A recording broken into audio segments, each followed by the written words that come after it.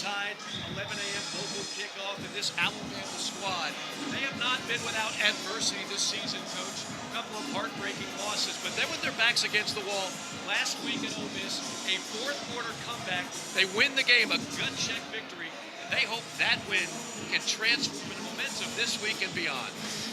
Winning in the fourth quarter is really special, Mike. And what you have to do to win in the fourth quarter is be sound and disciplined. This football team has it. And then you get to go dance in the locker room, have a good time. I'm not sure if Coach Saban danced in the locker room, but I'll tell you what, they take that momentum here against Austin Peay, then it'll catapult them to the Auburn game. Bryce Young has done plenty of dancing throughout his career. The reigning Heisman Trophy winner has been outstanding. The numbers are not as staggering as were a year ago, but he is still a very special player. Mike, he's generational. This young man can see the football field. He can throw, he can run. He's got great vision, okay? And the best part about this young man is Coach O'Brien just loves this kid. He said he's a better young man than he is a football player. Well, for more on this opponent, Austin Peay, a chance to make it to the FCS playoffs. And for more on the squad, Lauren Sisler on the sideline. Lauren, how are you? Hey guys, what's going on? You know, Austin Peay has a great case for an FCS playoff bid, and they are so anxious for Selection Sunday tomorrow, but even more anxious to play this football game here in this atmosphere in Bryant-Denny Stadium against Alabama. And head coach Scotty Walden said, look, I'm 33 years old. I get to coach against one of the best coaches of all time in Nick Saban, and we get to compete against one of the best teams in the country, our team and our culture versus theirs. This game matters. We came to win. It's about showcasing our brand. Time to go cut it loose. Scotty Walden, one of the youngest coaches in all of college football. When he was hired at age 30, he was the youngest, now 33, and he's pumped up. Yeah, they got nothing to lose. I mean, they got absolutely nothing to lose in this ball game, and they'll find out their fate tomorrow, whether or not the Governors get to the FCS playoffs. Nick Saban, when we sat down and chatted with him yesterday, much more reserved. He talked about this has been one of the most challenging seasons for him in terms of psychologically battling a lot of different things. 2 tough losses by a combined 4 points. All the other things that go along with today's version of college football, NIL, and everything of the sort. He knows the importance of finishing this season strong. Austin Peay will kick it off to Alabama, and a delayed take out of the end zone by Emmanuel Henderson. That was a curious decision. That'll take it to the 8-yard line. And our first look at Bryce Young in this Alabama offense, which, by the way, is averaging 40.5 points per game. That's the second highest total in the SEC, 6th highest in all of college football. And again, the numbers are not the eye-popping, record-breaking ones that he had a year ago. However, he has still been remarkably efficient. He has had what would be labeled Heisman-type moments this year. They call him Houdini because of the magic acts that he pulls on the field, and he'll try to pull through the final couple weeks of the regular season and then beyond, as Alabama still very much in range of some high-level postseason goals. They'll test the ground game on first down. It'll be Jace McClellan. We do not expect to see Jahmyr Gibbs today. Jahmyr Gibbs nursing an ankle. They think he'll be back for the Iron Bowl next week. So here's McClellan, 84 yards last week in that victory against the Rebels.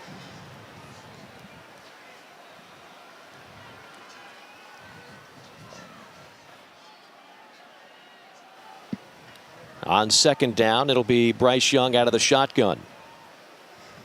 What they're doing, Mike, is they're playing cat and mouse already, looking over for calls, changing calls. Interesting cat and mouse game going on today. A 3-man rush. Young settles in the pocket. Deep shot down the middle. Has a man. Leaping catch, and then it squirts out. Ja'Cory Brooks, their best playmaker at the wideout spot this year, could not hold on. Sound solid pocket there, lets it fly. Accurate football over the top shoulder. He's got to bring that in there. The defensive back did a great job of stripping him with his left hand there at the end. Cedarius Doss on the coverage for the Governors, who hail from the Atlantic Sun Conference. And again, they hope that they will make it back to the FCS playoffs with a 7-3 record on the season, hovering just outside the top 25. Now a third down conversion opportunity with Young from the pocket. Missiles one complete to the 24. And first down yardage, the scamper after the catch by Jermaine Burton, the former Georgia Bulldog, a gain of 14. Little third down route here. Call it a sticks route. He comes in here. He hooks right in over right on top of the sticks. Now you see they're coming out here with tempo all of a sudden. And they will get ready in a hurry with trips to the top of your screen. Young flares it out with a penalty flag on the field. JoJo Earl with the catch. He turns it upfield to the 31, but we'll see what the laundry is all about. It was an unbalanced set there, Mike, and I think the tight end wasn't completely on the football. They're going to have too many guys in the backfield, in my opinion. Illegal formation, offense, more than 4 players in the backfield. 5-yard penalty, first down.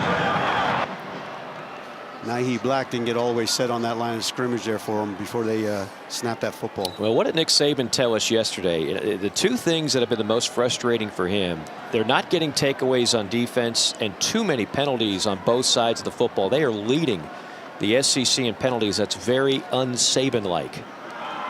On 1st and 15. Getting to the edge and the outside. Chapman on the tackle of Jace McClellan. Coach O'Brien there comes. He comes back to that unbalanced set there. He ran that old Packer sweep with the 2 double guards pulling over into the short side of the football field. He wants to get back on track here, now make it a 2nd and 10.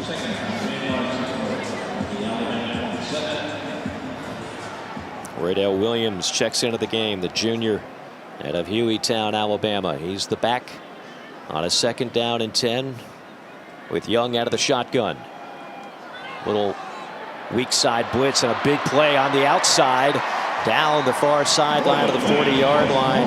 That is Williams with Josh Rudolph on the tackle. What they're doing here is they brought that blitz from the field and they didn't rotate the safety down into the boundary. And Williams takes it and bursts upfield. That young man has great vision and explosiveness. So a methodical opening drive on 1st and 10. And a big hole right side and streaking down the sideline past the 40 and out of bounds near the 35. That is Jace McClellan. Remember, it was McClellan last year who had the ACL injury, worked his way back. He's healthy and he's a tough guy to bring down. He is. He's an explosive runner. Really good vision there. You see what Coach O'Brien's doing here. He's giving them multiple formation. He's a dirty dozen guy. He's got them stripped. He wants to see what formations he has on the field and how they're going to defend them. And then that last one over there, they had him onto the boundary.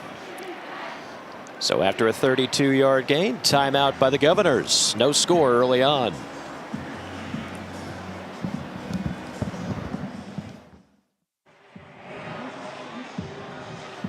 Well, you're looking at number 1 in crimson, Jahmyr Gibbs, the former Georgia Tech Yellow Jacket. What a key transfer he's been. The number 1 rusher. Leads him in receiving with 40 grabs on the year. Nothing overly serious, we were told by the coaching staff yesterday. An ankle sprain. They hope to have him back full strength next week for the Iron Bowl back here at Bryant-Denny Stadium.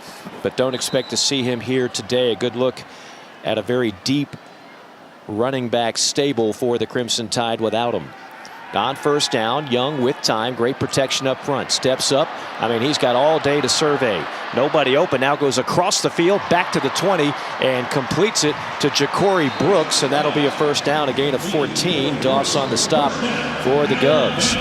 So we talked earlier in the open about the opening, about his vision. He has unbelievable protection here. He's the kind of guy that wants to scramble to throw, not run. Now the 8th play of the opening drive. And they'll run it between the tackles. That's McClellan. Popped and dropped after a gain of 3. And we say hello to Lauren Sisler. Yeah, guys, Jace McClellan has really had to practice a lot of patience. Mike, you mentioned the ACL injuries, had to go through the injuries. He also had to sit and wait his turn. He backed up Brian Robinson a year ago. Then Jahmyr Gibbs comes in. That's tough for a guy who really wants to get that playing time, but he's really stepped up. He plays tough. He plays physical, and we saw a lot of that last week against Ole Miss. Certainly did, Lauren. And you talk to the coaching staff. What has impressed them most is his attitude throughout all that. Young with time, missiles one in the boundary and out around the 10-yard line. 1st down yardage for JoJo Earl, the sophomore out of Aledo, Texas, good for 7 yards. You know, it's going to be a double-edged sword here because if they blitz, they're getting hurt on the run, and when they sit back and they're playing a drop 8 type of coverage there, he has a lot of time on there. It's a very methodical drive here by Bill O'Brien, his offense, and Bryce is really mastering the calls here. 10th play of the drive on 1st and goal with McClellan behind Young. Feeds him. Probes the right side. Stacked up, though, near the line of scrimmage. Good job bottling him up by that front line of Austin Peay. What they did there is they're trying to shrink the field. They put what we call FSL, formation into the sideline. They put 2 big tight ends, a receiver in the boundary over there, and ran the stretch play over there. And this time, versus the last time, that safety did drop down and give him an extra hat there in the box. Of course, Alabama's offense led by Bill O'Brien, the former head coach of the Penn State Nittany Lions. Averaging 40.5 points per game. There's a look at Coach O'Brien in the booth. Good chat with him yesterday. Young out of the shotgun on 2nd down and goal. 11th play of this opening drive. Gets the snap. Has time from the pocket. Rifles one over the middle. And incomplete. Intended for one of the talented freshman wideouts we'll see today. That's Kendrick Law, the freshman from Shreveport, Louisiana. Good pocket again, dropping 8 people, throws it in the middle, comes over, strips the ball really well. They got to really do a good job there. Kendrick Law has to watch that ball. I always tell people, catch the ball with your eyes. He has to look that into his hands there. That is going to be something to look for today. We'll see a lot of those freshman wide receivers, the wideouts of the future for Alabama in this game today. Now 3rd and goal. Watch the mesh routes here with the receivers crossing here with the man-to-man coverage. Young again all day. I mean, just standing in the pocket. He can file his taxes if he wants to. Now going to tuck it and run, and Young will take a shot at the 1-yard line, and the Governors stop him short of the goal line. A 7-yard run, but it was Corey Chapman and Josh Rudolph meeting Bryce Young. They're setting the tone here. They're going for it on 4th down. Coach, what do you do if you're Austin Peay to get any pressure at this point? Well, it's a double-edged sword, Mike. They got to either blitz them to get the extra guy coming under pressure, which makes you vulnerable on the back end. They'll open up with an I formation. Here comes ISO right downhill for these guys. And Austin Peay, hey, you get 3 timeouts in the first half. They use their second here in the first quarter. Their second of the half. That's 30 seconds in length. That's really interesting to me, Mike, that they've already burnt their first 2 timeouts. Now, I agree with you. Can't take them in the locker with them and get them on the second half. I understand that concept. However, on the very first drive of the football game, which is a meticulous drive here by Alabama, they're already using their 2 timeouts. What they're going to do now, in my opinion, is they're going to come out with their big people, 13 personnel, and run right downhill at them because of the size advantage of Alabama's offensive line versus the defensive line of Austin Peay. Now there's head coach Scotty Walden. I mean, I love his attitude going into this game. He says, look, I'm going to tell my kids I coached against Nick Saban. We're going to go ahead and have some fun out there. I'm going to use the Gene Hackman, Norman Dale Hoosiers line. The field is still 100 yards long, 53 wide at Bryant-Denny Stadium. Let's go out there and try and pull off the miracle today. Goalpost 10 feet high, right? That's right. Extra tight end is Robbie Oots. Again, Williams dots the I, gets the carry, dives forward and gets into the end zone. Touchdown Alabama on an impressive opening drive. 13 plays. Well, I think a couple young men from Austin Peay are disheartened because they thought they stopped them.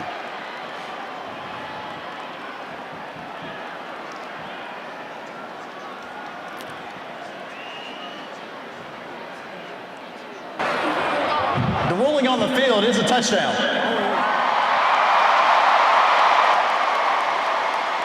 No question. On every scoring play, of course, it'll get another look, and we'll make sure that Alabama's in the end zone. The ruling on the field of a touchdown is under video review. That's really good that they're going to go to video review on this situation here. It's going to be interesting to see here. Let's take a look at McClellan here and make sure he gets in.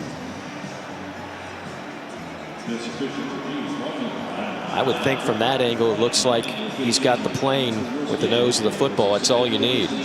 It does. I got to tell the truth here, though. I got to be transparent. Yes. I'm not really good at these calls. I seem like I always get them wrong. Who is? It seems like I always get them wrong, but I can't see the football perfectly there. This might be a little bit better for my eyes. They're coming downhill here. It did look like the ball hit that white line. That's all we have to do.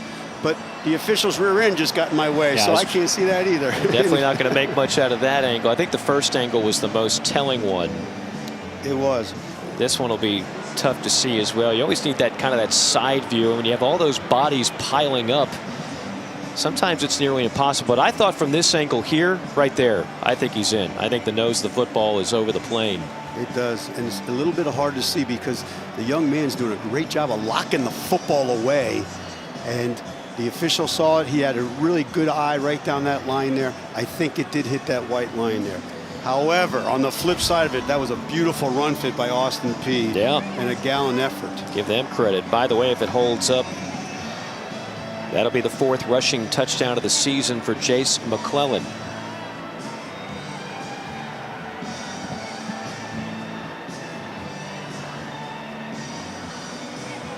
And it would have to be indisputable video evidence to overturn this ruling, which is the touchdown. I don't see how they overrule it. After video review, the ruling on touchdown stands. Well, there you go. A 13-play, 92-yard opening drive for Alabama, and the Crimson Tide will try to make it 7-0 with the extra point. Will Reichard, a perfect 47 for 47 on extra points. The all-time leading scorer in Alabama history. He's had a sensational career, the senior out of Hoover High School.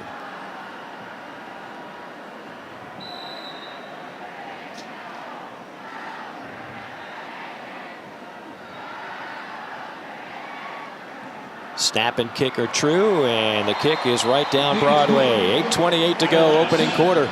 Alabama caps it off with a little goal line rush for the score. 7-0 Crimson Tide.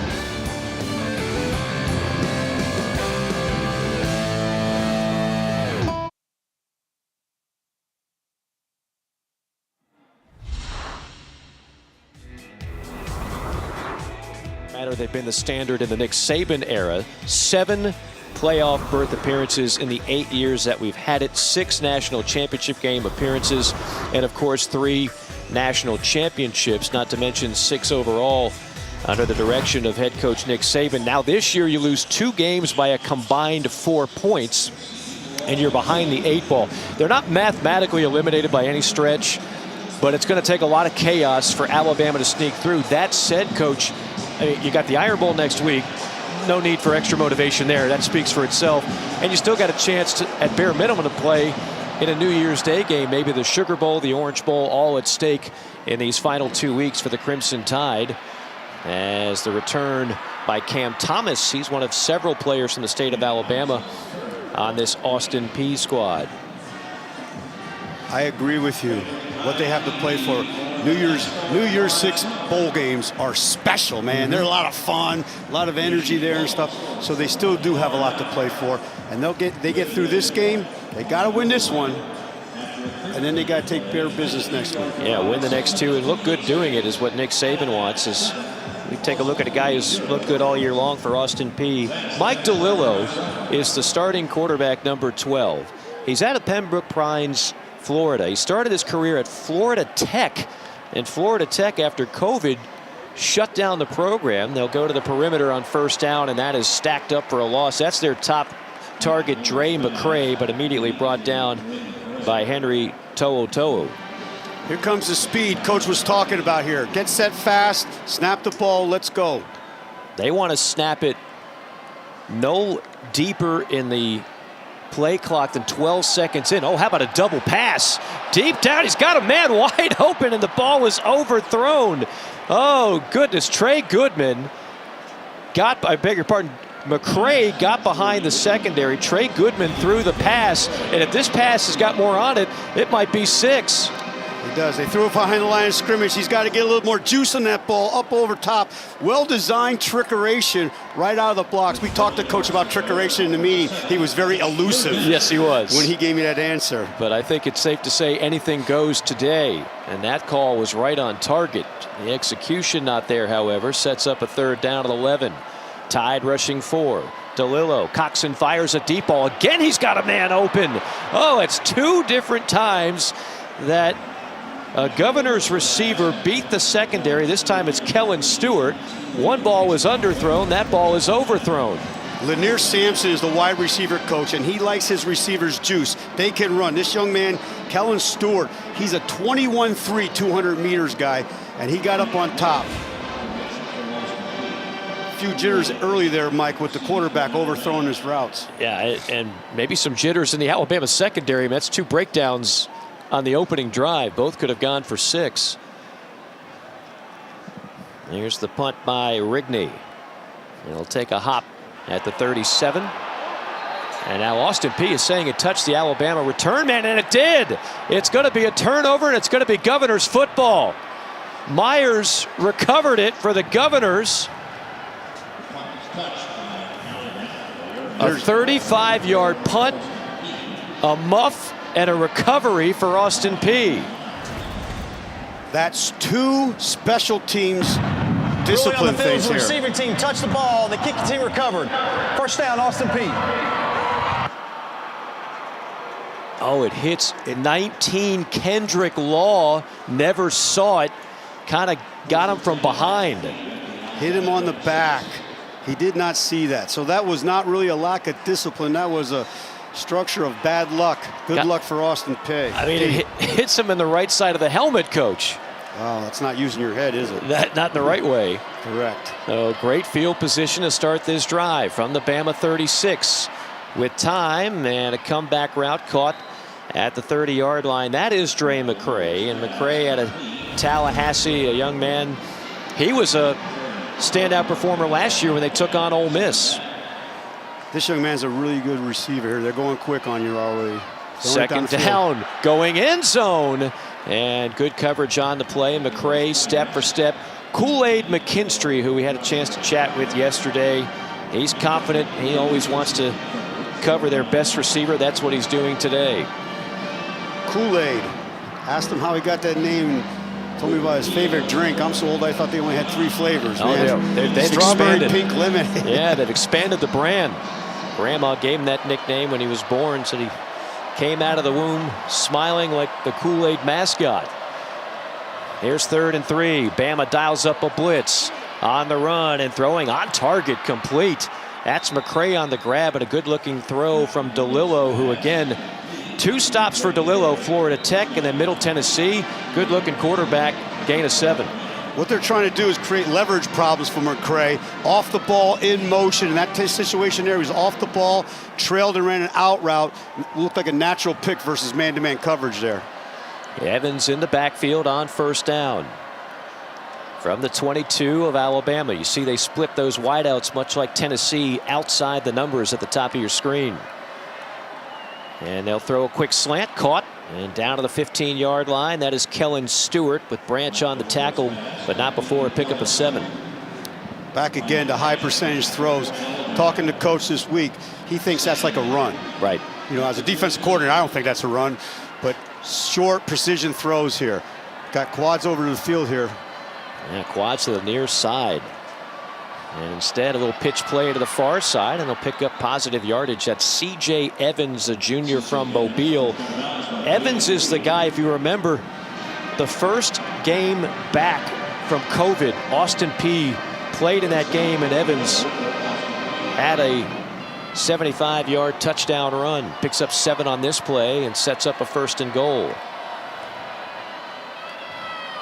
Little mesh point handoff. Second effort, burrowing his way to the 3. C.J. Evans, tough yardage for the 5'7", 177-pound tailback. DeMarco Helms on the stop. 2nd and goal. Fast tempo, quick snap. This time the quarterback, DeLillo, will keep it, and he'll surge ahead to the 2-yard line. On the tackle, Will Anderson. Will Anderson Another All-American season for the Crimson Tide, #1 in the league in tackles for loss. Mike, Will Anderson is big time. He's going to be a first-round draft pick. Yeah. He's long, he's powerful, he's athletic. Man's really good there. And a super young man who the coaching staff highlights the fact that throughout all this season and throughout some of the adversity, he's been the best leader this team has had, plays with so much pride. They'll need some pride here. It's the 3rd and goal, and you have to think Austin Peay might be thinking 4-down territory. Evans to back to Lillo will keep, and he's popped and dropped for a loss. The middle was not open for business, clogged up well by the freshman Jaheim Otis. Interesting call going up the middle because of the size disadvantage that Austin Peay has versus Alabama's front. They're going for it on 4th down here. I would expect some type of mesh routes to pick their man coverage down here. Okay, if I was them, I'd take the points to have a heck of a drive coming down the football field and make it a 7-3 game here. They will go from the 3 on 4th down. Little jump pass, and that goes nowhere. DeLillo was trying to find Jordan Goko, the tight end, but that play was not even close, and the drive stalls. So Austin Peay gets a gift, unable to cash in. Alabama still leading at 7-0. Pass incomplete. Alabama ready that time in coverage.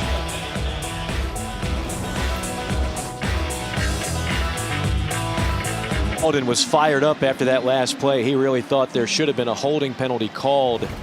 And getting another look here, Coach, he might be right. I think he is right. I think he is right. I'm not sure he's going to get that call down in the red zone. However, I think he was completely right, and that young man was held. No, Alabama will start at their own 3-yard line. Young cocks and fires, completes in the flat to the 8-yard line. That's Kendrick Law, the freshman wideout. Simmons on the tackle. Hey, here's what we want to see on this right here, right there. He holds him, grabs him, and then he hooks him back with his left hand. Definitely justifiable by coach's reaction on the sideline there. Now Austin Peay unable to catch a break on the call. They did catch a break on the muffed punt return, but did not get any points out of the deal. 2nd and 7 for the Tide. Back to the ground game between the tackles. Second effort, bursting past the 15 and staggering down to the 18-yard line is Jace McClellan. Already a touchdown in his back pocket. Very patient runner. Look at that vision he has, and a little jump cut, I call it. He's coming down in that B gap, pops back over to the A gap, and then he accelerates upfield for the 1st down. A 12-yard pickup for the junior.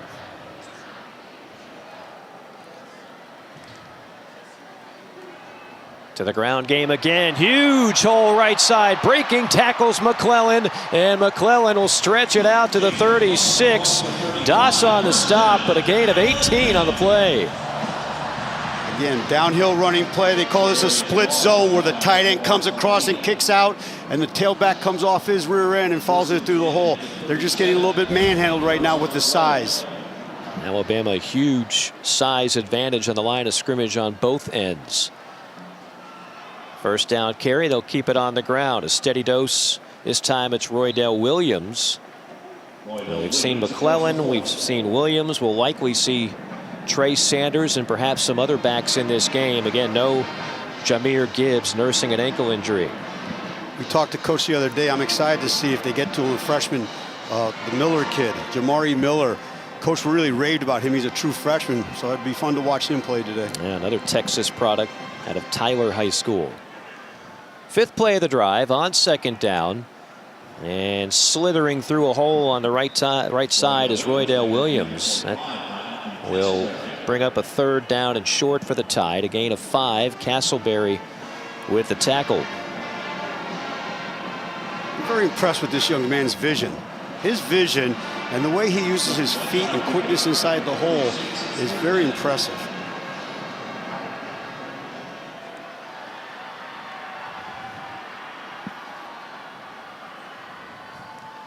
On 3rd and a yard.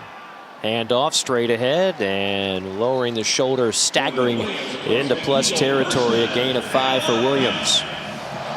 Coach O'Brien sat up there. Okay, very smart, intelligent football coach, a Brown graduate. So you know he has to be smart to go into the Ivy League, first of all, okay? And second of all, they're taking this methodical drive, and it's all run right now. He got off his dirty dozen. He said, okay, let's overpower these guys. They're doing it by the running game. And mauling Austin Peay on the line of scrimmage. Under a minute to go first half. Here's a little end around, this time into the hands of Isaiah Bond, but that one bottled up well. Ball comes out late. Austin Peay says they have it. The officials say, nope, Peay was down. It'll be second down and long. If you're a team like Austin Peay, obviously you need some breaks. You need some turnovers. You already got one. The ruling on the field was the runner was down prior to losing possession. Second down. It was wrestled while he was. They were wrestling, but I think his rear end hit and still had possession of that football there. He's down there. It's Dimitri's Ford trying to strip it out. Can't tell what's happening here. Coach wants to talk to him again. You're going to burn all 3 timeouts in the first quarter. You don't see that very often. No, I haven't. Well, I think what he's doing, he's calling a timeout and challenging. If he wins the challenge, he'll get that back. The ruling on the field of the ball carrier being down prior to losing possession is under video review. Yeah, I think this is going to hold up, but it does speak to a bigger issue. We'll take another look. Coming down. Nice swarming to the ball. They're coming after the ball there. Oh, rear end hits the ground. It's closer than I thought initially. It does look closer. I believe he still has possession. He doesn't have it until right there. But, you know, one way or another, whether it holds up or not, of course, Alabama's already got 1 turnover in this game. Coach, they are -6 on the year. When I looked and started digesting all the stats for this game, that one just blew me away. And we mentioned it to Nick Saban, and he just shook his head. He said, I don't know how we got here. First thing they do every practice, they practice takeaway drills on defense, right? They're just not getting takeaways. On the season, 7 total takeaways, 4 fumbles, and just 3 interceptions. That is not indicative of an Alabama defense. That is not on their defense. On the other flip side of it, they've only given the ball away 12 times, though. So that's a very positive from that standpoint. But he talked about the turnovers. We talked in depth with him about turnovers and the penalties, and those are 2 crucial parts, and I think that are hidden keys to the game. Now, the rear end is off the ground there. Is the ball out there? This is a lot closer than it looked initially. That is a lot closer. I'm not sure. It depends which way they go with it. His butt still isn't on the ground. Is the ball moving is my question.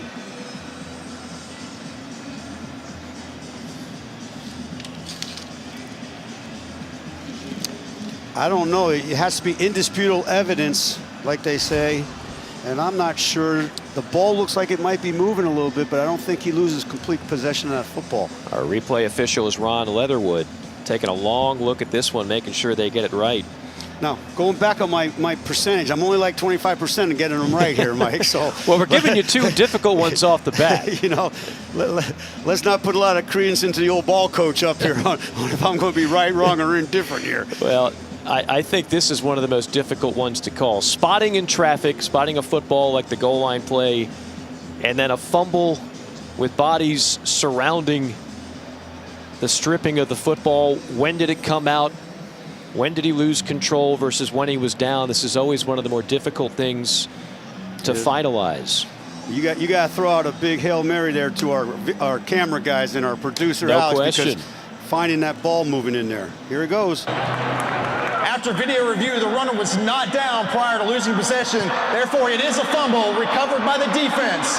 First down, Austin Peay at the 48-yard line. So now Alabama is -7 on the season in turnover margin. Just to put that in perspective, the last time they finished in the red in turnover margin, you got to go back to 2014. That was -2. You can live with -2. -7 is going to drive that man crazy, and it has this season. Absolutely. Coach Waller, look at him. He's helping the officials, saying, "Yeah, it's first down. Let's go. I told you so. Give me my timeout back. Come on, let's go." I mean, goodness, if they get the call on the fourth down hold, who knows what we're looking at here? As it stands, it's Alabama 7-0. Final 27 seconds of the half.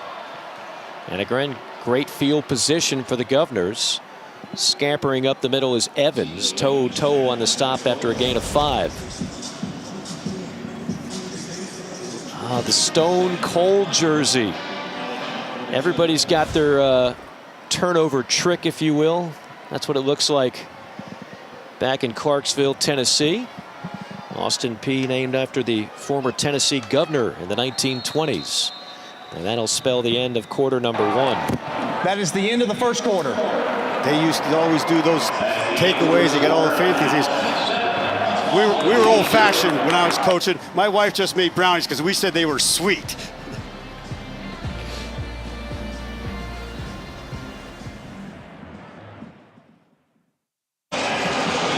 Back at Bryant-Denny Stadium, Austin Peay recovering the football. The drive is alive, and just talking to them coming into this stadium yesterday, taking in all the sights and sounds, took in this feeling of being in an SEC stadium, envisioning what it would be like to be in front of 100,000 fans.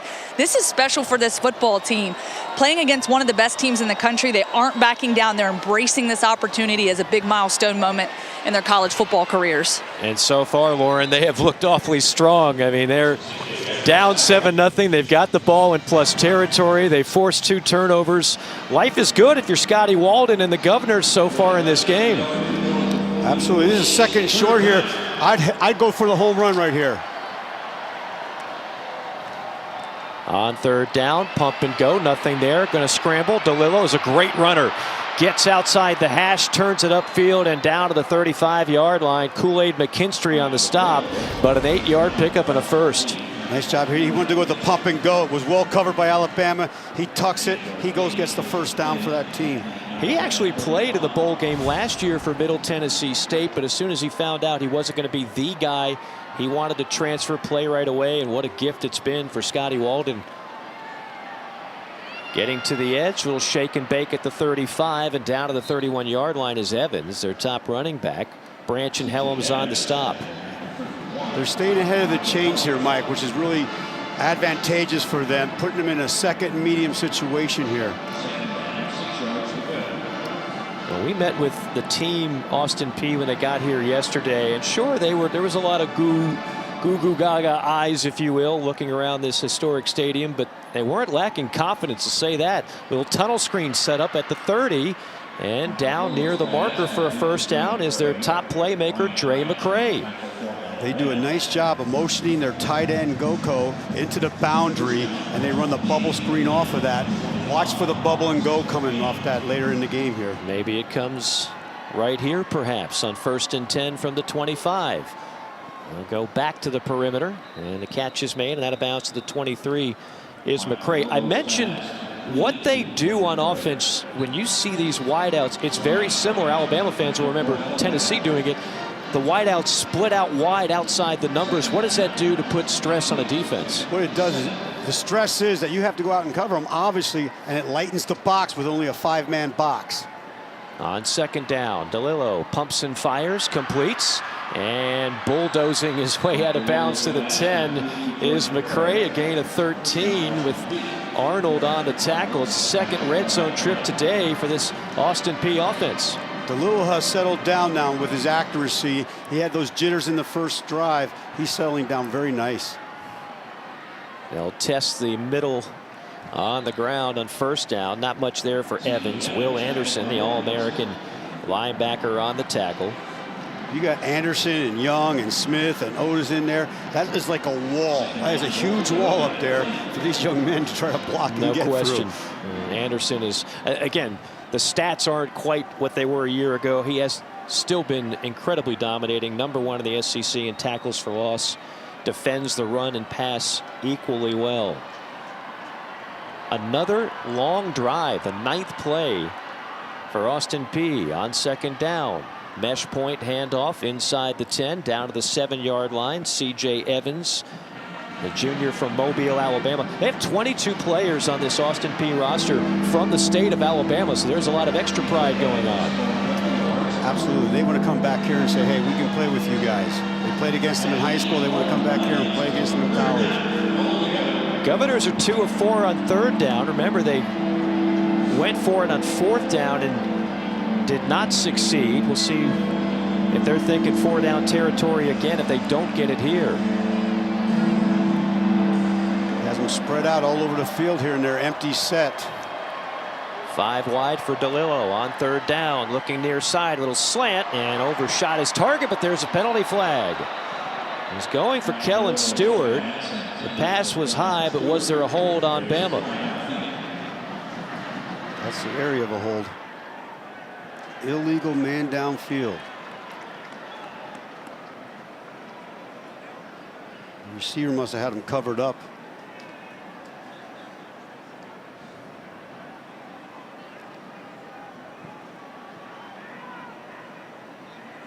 Probably decline the penalty, make him kick it. And that's a player downfield. Offense, number 10. That penalty's declined. Result of play is 4th down. When you say make them kick it, they will send it. Yeah, I was wondering if they were going to be that risky here the 2nd time down. I mean, you got to take the points if you're Austin Peay. You don't know how many times you're going to be inside the red zone. You know, I sincerely apologize about this. Being a defensive coach, if he took the points before and now he takes these points, it's a 7-6 football game instead of 7-3, counting on it they're going to make this extra point. Trujillo's got a leg now, already hit a 55-yarder this season against Jacksonville State. I believe that tied or set a school record. This is a 25-yarder, and he shanked it. Shanked it wide. And right now, Mike, coach's over saying, I knew I should have went for it. Well, he came in on the season, despite the 55-yarder, 11 of 19 on the year, make it 11 of 20, as that one never had a chance. Looked like me off the tee box.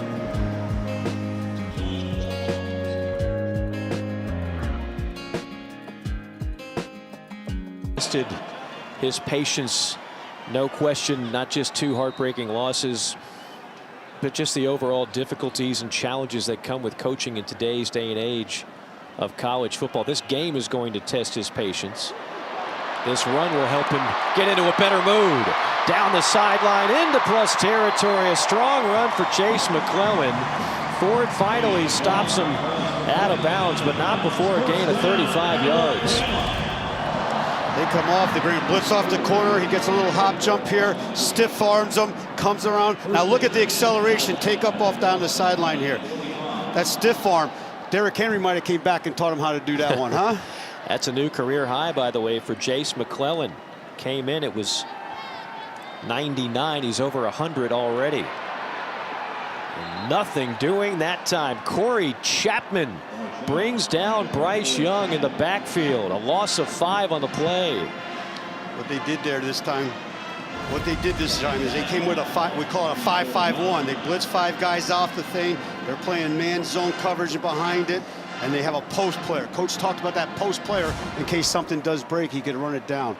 One of the many things that Bryce Young does well, he doesn't normally take sacks. It's only the 9th time he has been sacked. Alabama as a team 18 times.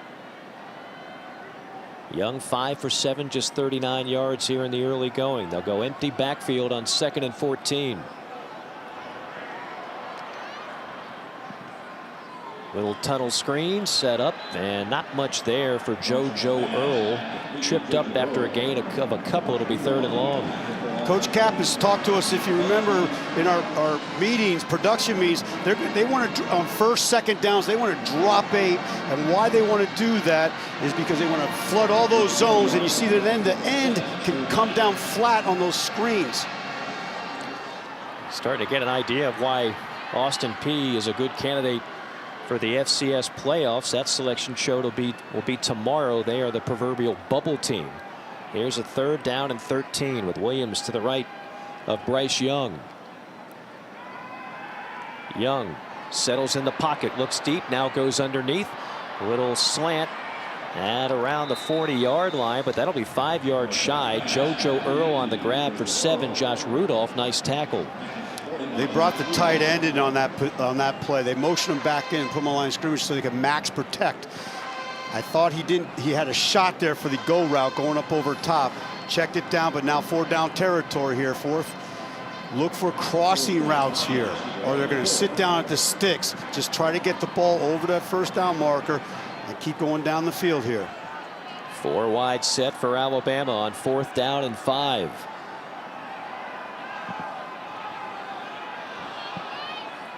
Let's see if Coach Kaplan sticks with his game plan of dropping 8 here. They empty out the backfield. Young with time. Missiles one over the middle. Complete in traffic at the 20. Jermaine Burton, a 1st down to the 16-yard line. A 23-yard hookup. That's the problem when you drop 8. You're only having a 3-man rush. He has all day. Excellent protection by the offensive line. And then look at that bullet right down the football field into Burton's hands. Alabama races to the line of scrimmage. Young is ready. And it's going to be a 1st down carry. Tripped up McClellan. He'll gobble up 3 or 4 yards. It'll be 2nd down and manageable for Alabama, up 7-0. It's Bama's 2nd trip to the red zone. They got the touchdown by McClellan the 1st time out. Time of possession. Clock's ticking away. They're very methodical on what they're doing right now. Using the clock. They're not huddling, obviously, but they're using the clock. 7th play of the drive for Alabama. Young feeds McClellan. McClellan driving, plowing ahead past the 5 and whistled dead at the 4-yard line. A 10-yard gain of the 1st down sets up a 1st and goal for Alabama. Coach, what do you want to see more of out of this Alabama offense going forward? They've kind of stagnated a bit. They have, but when you say stagnated, I think what they're doing is their game plan. They want to run and pound these guys because of the side's disadvantage and throw when they have to. So I think what they're doing is executing their game plan very well on offense. They just got to continue to protect the football like they are in this drive. Williams the lone back on 1st and goal. Young looking end zone. Wide open touchdown. Jermaine Burton with his 5th score of the season. The former Georgia Bulldog puts Alabama on top by 2 scores. Nice little Coach O'Brien called rug route. Nice little rug route over there. The defensive coaches call that a pick, by the way. Yes. We had fun chatting about that a little bit. But a nice little inside-outside cross over there. There's Coach O'Brien up in the press box. Really nice sound call. Really nice sound drive there. Yeah. 8-play, 80-yard touchdown drive for the Tide. Reichard will try to make it a perfect 49 for 49 on extra points this season. And that one hammered home. Alabama up 14-0. Right down the middle. They got that 14-point lead, but watch how it happened here. Come inside. They both drive upfield. They come and crisscross each other. Burton's wide open. Did get a little push off with the right hand. Looked the ball in his hand. Puts it in for the touchdown.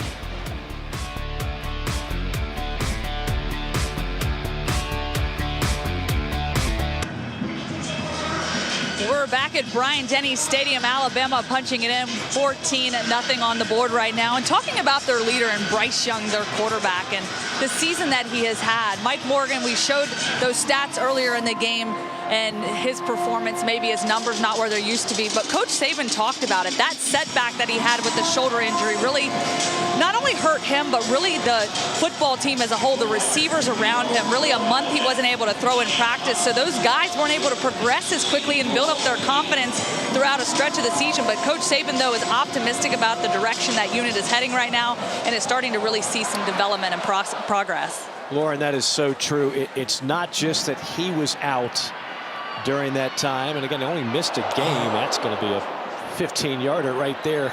A face mask penalty on the kickoff return, which will go to the 24, and you're about to add 15 more yards. That was a brutal hit.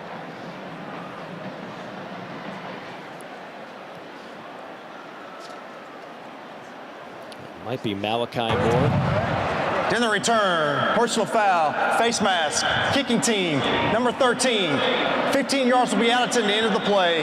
First down. I believe that's Malachi Moore. They have 2 13s on the roster. The second penalty on Alabama. Cam Thomas is breaking it up the middle there. Gets that big face mask drag. He's locally Birmingham, Alabama here, the home of Lauren Sisler. That's what it says on the billboard when you enter the city lines, no question about that. But to go back to Lauren's point, and what the coaching staff told us, Bryce only misses 1 game, right?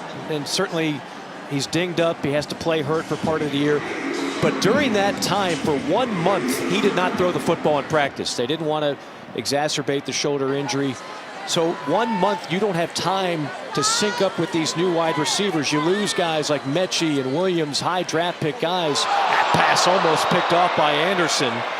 Will Anderson already has an interception on the season, a touchdown on a pick 6. Mr. Anderson's going to want this back. Starts in there, sees the little fake, gets up off the cut block. That's big man's dream there. Yes, it is. And you know if he hauls it in, he's taking it to the house.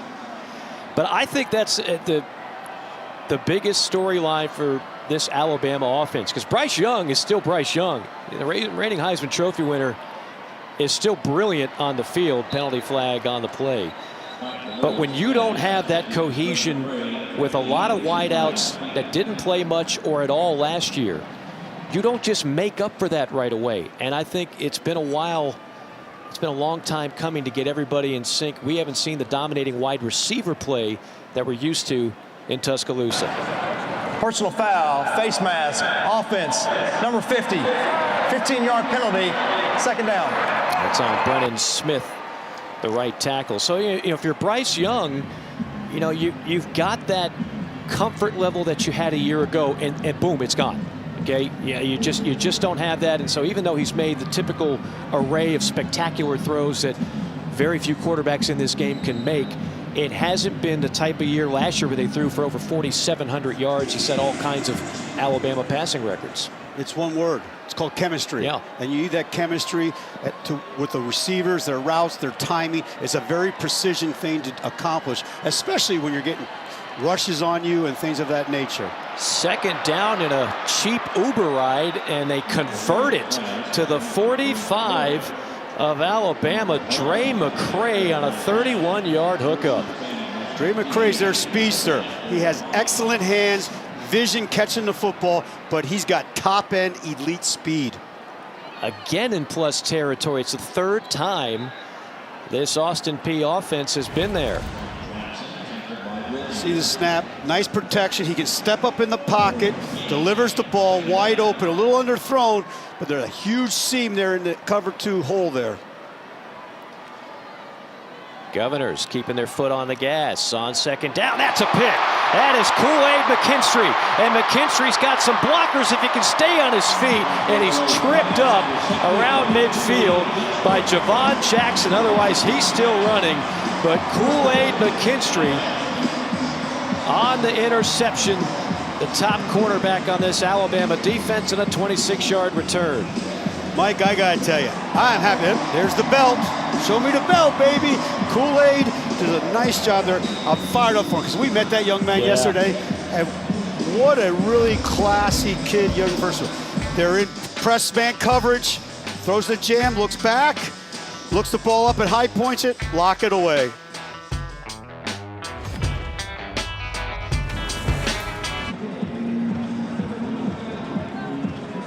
First pick of the year for that young man, Kool-Aid McKinstry. We talked about it earlier in this ball game. Alabama, a very uncharacteristically low takeaway mark this year. That's just the 8th of the season. That is only 4 interceptions on the entire year. And here we are playing week 11, the 11th game of the season. So still -1 today in turnover margin, but they get the rare pick.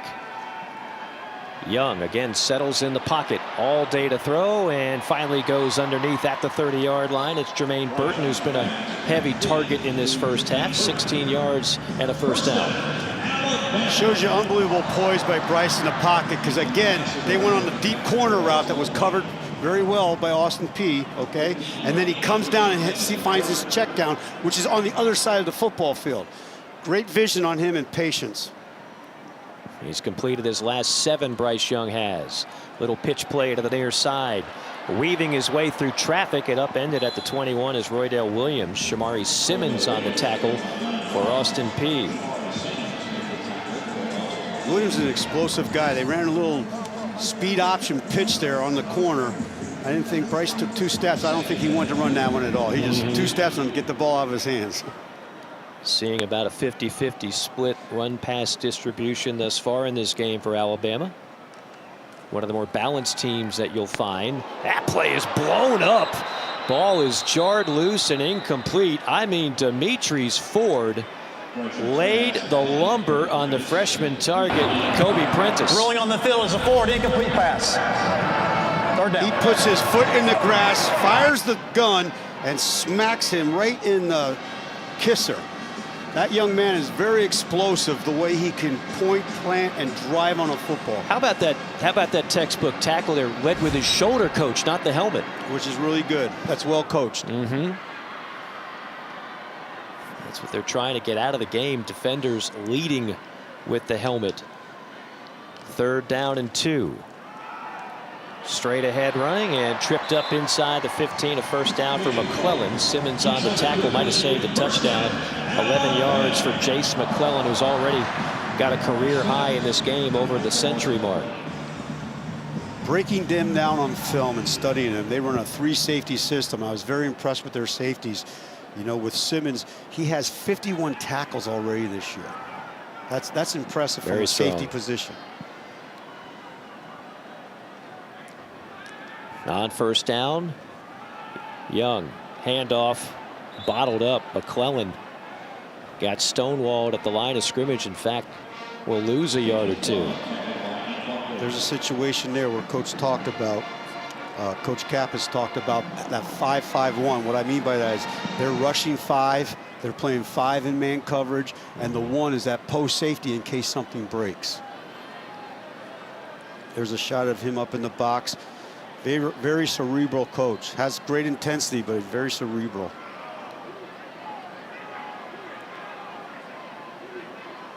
On 2nd down and 12. Empty backfield and a 5-wide look. Here comes the blitz. Young missiles one complete inside the 10 and down to the 6-yard line. First time we've called Trayshawn Holden's name. He's a junior out of Kissimmee, Florida, a town you know a thing or two about, Coach. Kissimmee, that's right, baby. I'm right next door in Posiana there. And I go down to the Publix at Kissimmee all the time to get the groceries. Yeah. Actually, I should say my wife does, because she buys them, I eat them. We get a 50-50 relationship. Well, that's a fair trade-off if there ever was one. 7th play of the drive on 3rd down and 3 for Bama. And Austin Peay is going to burn that 3rd and final timeout. Timeout. Austin Peay, their 3rd and final of the half. Timeout on the field. 14-0 Alabama.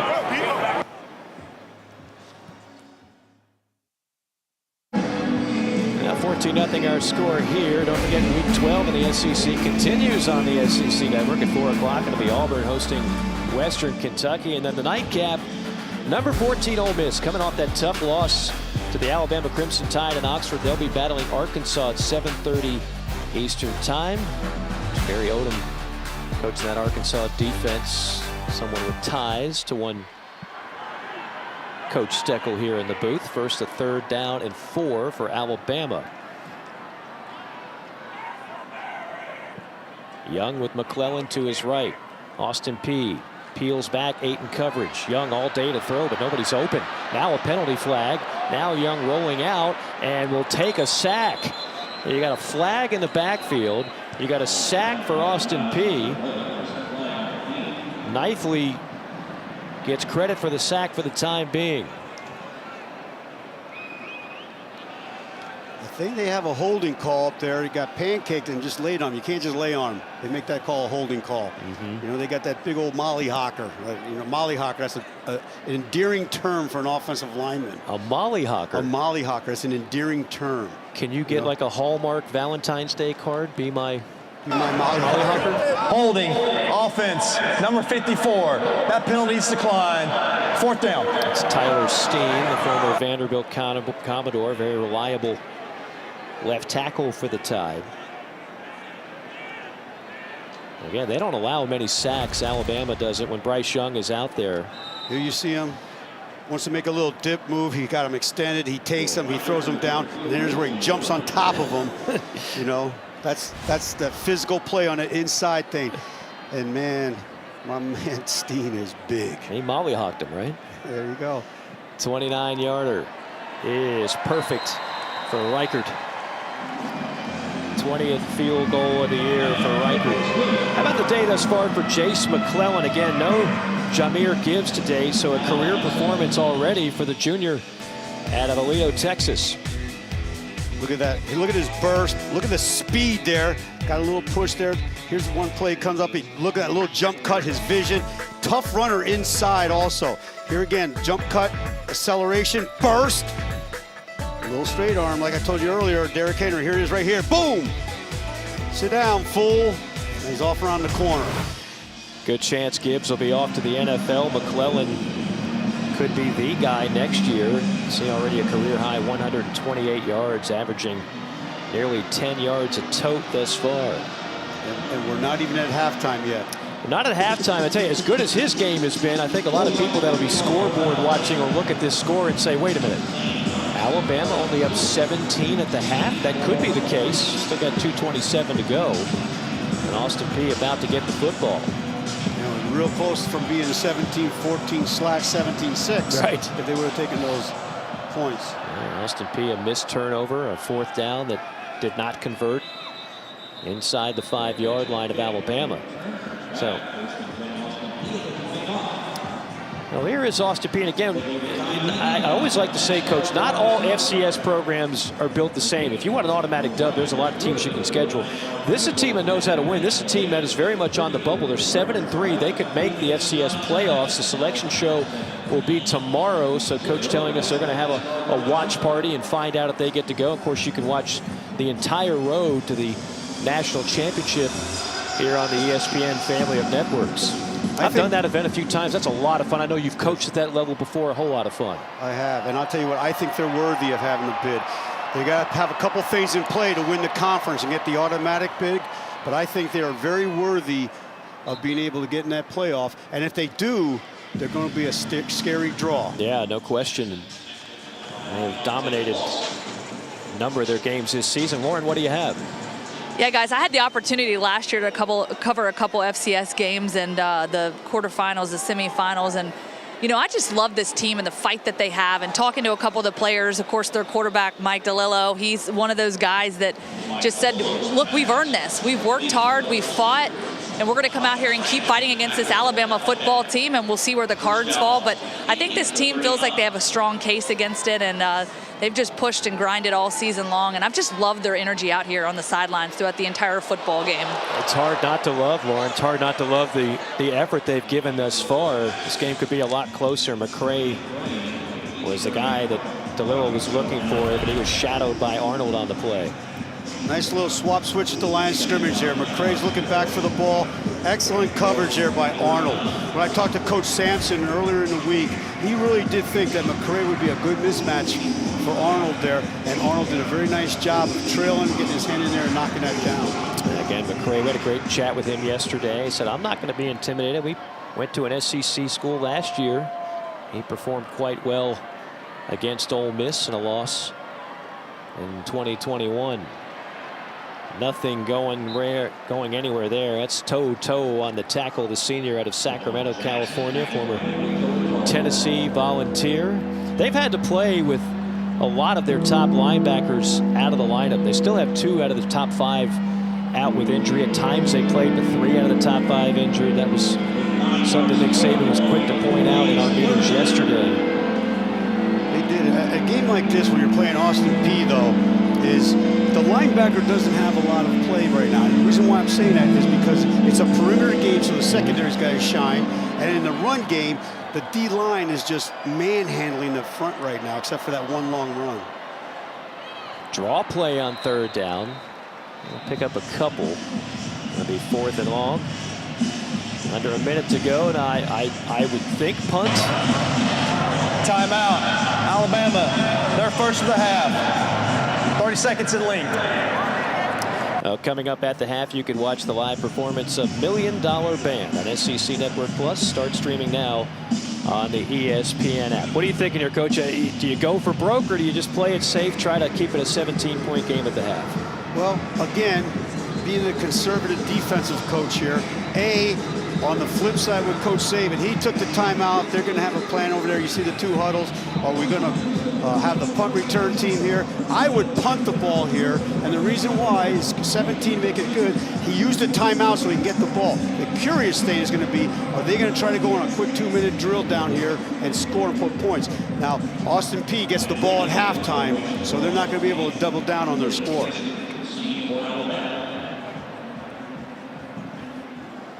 Kool-Aid McKinstry back for the punt of Matt Rigney.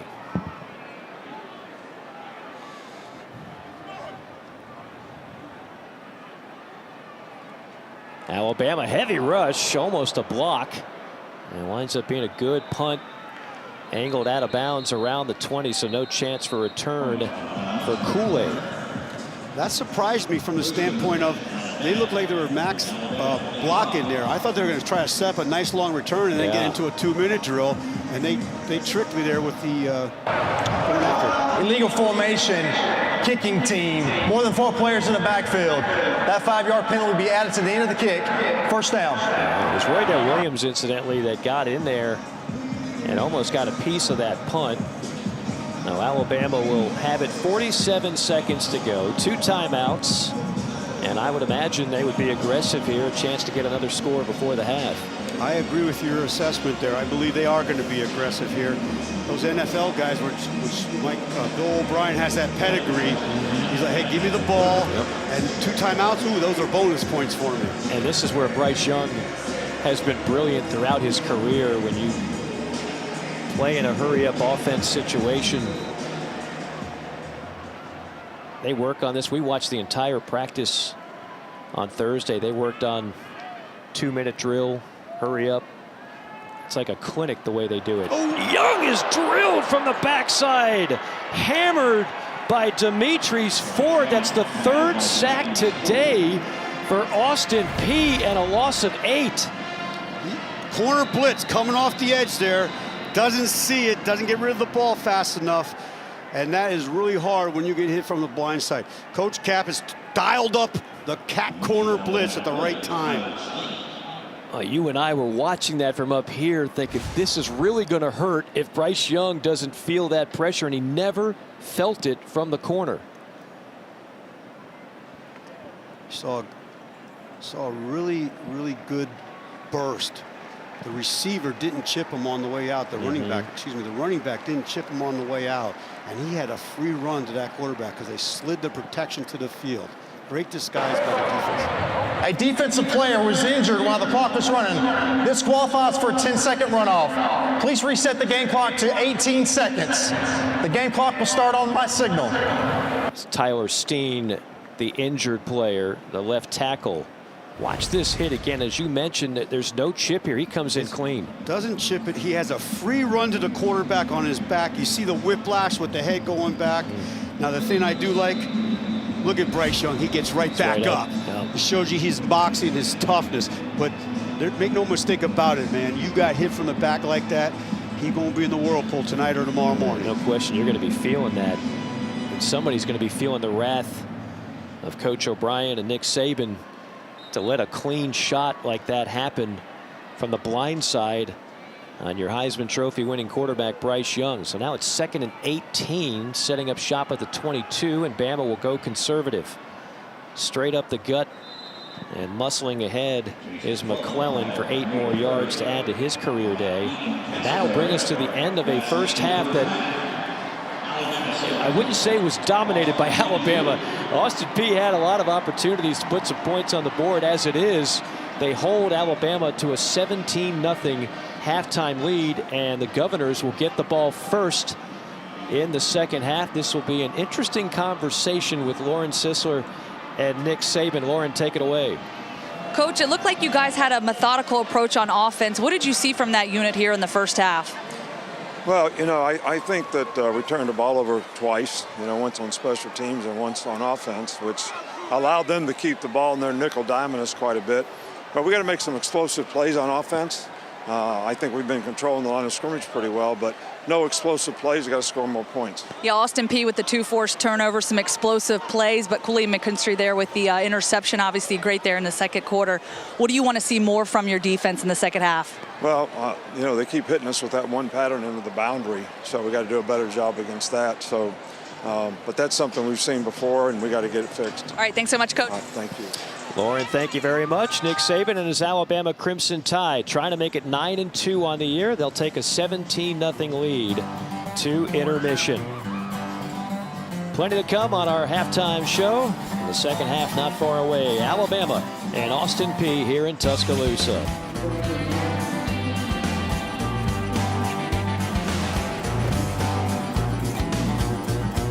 The SEC halftime report. Dari Noka, Chris Doering, and Takeo Spikes as we look ahead to some games a little bit later in the day, starting in Lexington, where no question it'll be loud, it'll be cold as Big Blue hosts the #1 team in all the land, the Georgia Bulldogs. What will you be most focused on as you watch these two teams get going? I want to see the Big Blue Wall show some type of light, Chris. We've seen them struggle over really the entire season. And now you look at UGA defensive front, these guys have woke up. Over the past 3 games, they have 10 sacks. They found a way to get back to the quarterback and not only get back there, but to finish the job by sacking the quarterback. It's been the absolute Achilles heel for this Kentucky team that I thought had a lot of promise heading into the season. They've not been able to protect Will Levis. I feel bad for him. He's been the most sacked quarterback in the conference, and they can't run the football either, which is not good. So I think you're looking at a mismatch right now. And you go back to the Tennessee game, you saw the pressure was created with a lot of different blitzes. I don't think that they'll have to do that at all just because of what Jalen Carter and the rest of that defensive front for Georgia have been able to do. I think they're going to have a lot of success at getting after the quarterback and really stymieing things up there in the run game. Remarkable, isn't it, how they've been able to essentially really reload and not miss much of a beat at all with an offense that is probably better than it was a year ago when they won the championship. Yeah, it's plug and play on the defensive side. And the most impressive thing, as you mentioned, is you're seeing young freshmen come in. I think about Malachi Starks, the safety. Him coming in just being such a leader at such a young age, not by what he says, but just by his play. And all of those guys gelling together, picking up new schemes week in and week out, and going out executing, especially against Tennessee. And Dar, you mentioned the offense. I mean, there's a lot of people that are finding it hard to believe that Stetson Bennett's in the Heisman Trophy conversation right now, but you look at the Vegas odds, he's in the top 5, so he very easily could find his way there. It's been a tremendous story. The walk-on that grew up a Georgia fan that's now having an opportunity to lead his team in a quest for a back-to-back national championship. Even though he leads him to a national title and he says he's coming back to I don't even know if he's going to start this year. He just let him do a national championship. He's done a great job. He's done a phenomenal job. All right. Also, a little bit later, ESPN 7 Eastern, Tennessee, #5 team in the country, taking on South Carolina. South Carolina got drilled by Florida in their game last week. And now Tennessee comes in, 66 points last week in their game against Missouri. How does South Carolina make this remotely interesting? They've got to be creative. I mean, this is a team that's been a disappointment as well. Spencer Rattler is a player we thought was going to come in and have an immediate impact, surrounded by a bunch of skilled players. They too have struggled on the offensive line up front. I think at this point in time, though, Marcus Satterfield has to just throw everything out there. Let's be creative. Let's get Takarian Joyner at the quarterback position with some snaps that can put some pressure on the defense. Let's find a way to get some of these weapons that you have down the field and create some explosive plays that they haven't done this year. They need to come up with a new playbook, Beamer ball offense and Beamer ball defense, because Tennessee is just taking out all of their frustrations on the next opponent. We saw what they did against Missouri, hanging up over 700 total yards, which was a record. So for me, when I look at this matchup, it's going to be very tough for Carolina to be able to stay in this game. And the Jalen Hyatt story just keeps going. 15 touchdown catches. He's had a tremendous season. Remember, this was a guy that hadn't had a ton of consistent success. Then Cedric Tillman goes out, and all of a sudden, Hyatt becomes the focal point of that offense. But I think the thing that's so amazing about the development of the offense as a whole has been guys like Brew McCoy coming in and contributing. Now you get Cedric Tillman back, not completely healthy at this point, but you could spread the ball around to a lot of different receivers, which, as you know, is tough on a defense when you're talking about your fourth or fifth best cover guy having to cover Tennessee's fourth or fifth best receiver. And as soon as you try to focus on the fourth or fifth best receiver, these guys can run the ball as well. They're almost averaging 200 yards rushing per game. So, pick your poison. That's the bottom line. With a quarterback that can run. Yeah. Too. You concerned at all in any respect about Tennessee on the defensive side, particularly in the back half? Is that anything that bothers you that we think could rear its ugly head at some point? Inconsistent play. You look at what they did previously before they played Georgia. Played very well. They got everybody palate thinking, oh my God, Tennessee is finally putting it together. But from what I've seen studying film, not being cohesive from the secondary coming all the way with the defensive line, not being able to beat the one-on-ones up front, in particular when they call pass rush blitzes and stunts of that nature. So they have to continue to keep refining the process. But when you have a team that an offense scores so many points like that, Chris, like you can afford not to, I hate to say this, I'm a defensive guy, you can afford not to be as good on the defensive side because you know your offense is going to bail you out. That's a good point because, Dari, we talked about that 2019 Joe Burrow-led offense and the pressure that they not only put up against the defenses that they were playing, but the opposing offenses and how they're forced to hold serve. You don't have the luxury of missing on a possession or even going down and kicking a field goal against Tennessee because you're going to fall behind. Yeah. They're not like you said. They can. That's a team that knows how to step on the neck and keep pushing, right? Not let you back up. All right, primetime game later on this network, SEC Network. It's going to take us to Fayetteville. Arkansas home against Ole Miss. Razorbacks, they're 5-5. They got to win either this game or against Missouri next week on the road on Friday after Thanksgiving to get to a bowl game. Let's say it happens here. What's going to have to happen for Arkansas? It's going to start with their defense. And Takeo, you and I have talked an awful lot about the disappointing nature of this defense. Barry Odom has been tremendous as the coordinator there in Fayetteville. This year they've had failures in the secondary. They haven't been able to stop the run. They haven't tackled very well. But we saw them all put that together and put it behind them against LSU. They had 7 sacks of Jaden Daniels last Saturday. They were able to tackle much better and limited that LSU offense to only 13 points. So I do feel like if Arkansas is going to win, it's going to be by stopping the run and putting pressure on Jackson Dart to beat you, which I don't know he can do, and I don't know if the offensive line can protect long enough for him to do. Yeah, and they did a phenomenal job going up against LSU, holding them down to a season low, under 300 yards. And for me, when I turned on the tape, it clearly stated they understood the assignment. What was asked of them from Barry Odom, they went out and executed. It's going to be a different monster playing against Ole Miss, but if they can continue to do the little things well with something that they struggled on earlier, they'll make it a competitive game for sure. Yeah. That run game of Ole Miss, though, continues to lead the league, and that freshman Quinshon Judkins, as good as any freshman. Turn on that Alabama tape in the second half. They did a pretty good job for the most part. That's right. I think they'll score, 7 points in the second half of that game against Alabama. Didn't score at all in the fourth quarter. All right. Of course, when it's all over later tonight, the three of us and Benjamin Watson coming your way with a full 60-minute recap of a 10-game day around the SEC. All that coming up tonight when we're done in Arkansas on SEC Football Final.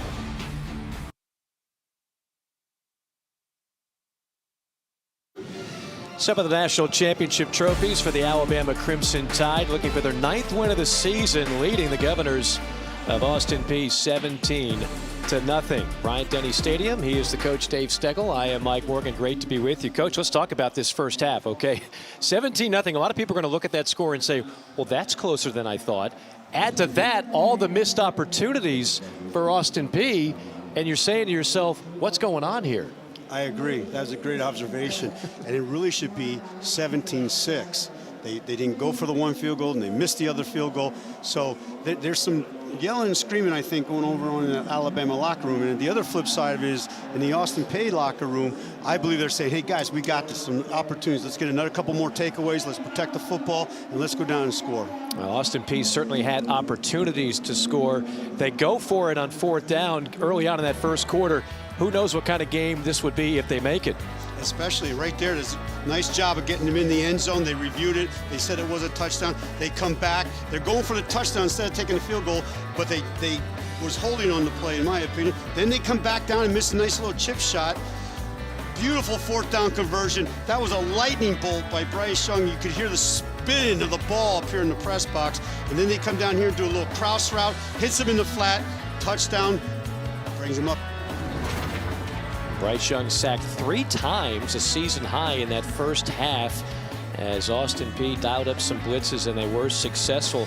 Again, if you just look at it statistically, you'd say, well, Alabama's kind of dominated the first half. But again, the 2 turnovers giving Austin Peay a short field, but the Governor's unable to capitalize. So closer than anybody, including us, would have expected here in the first 30 minutes.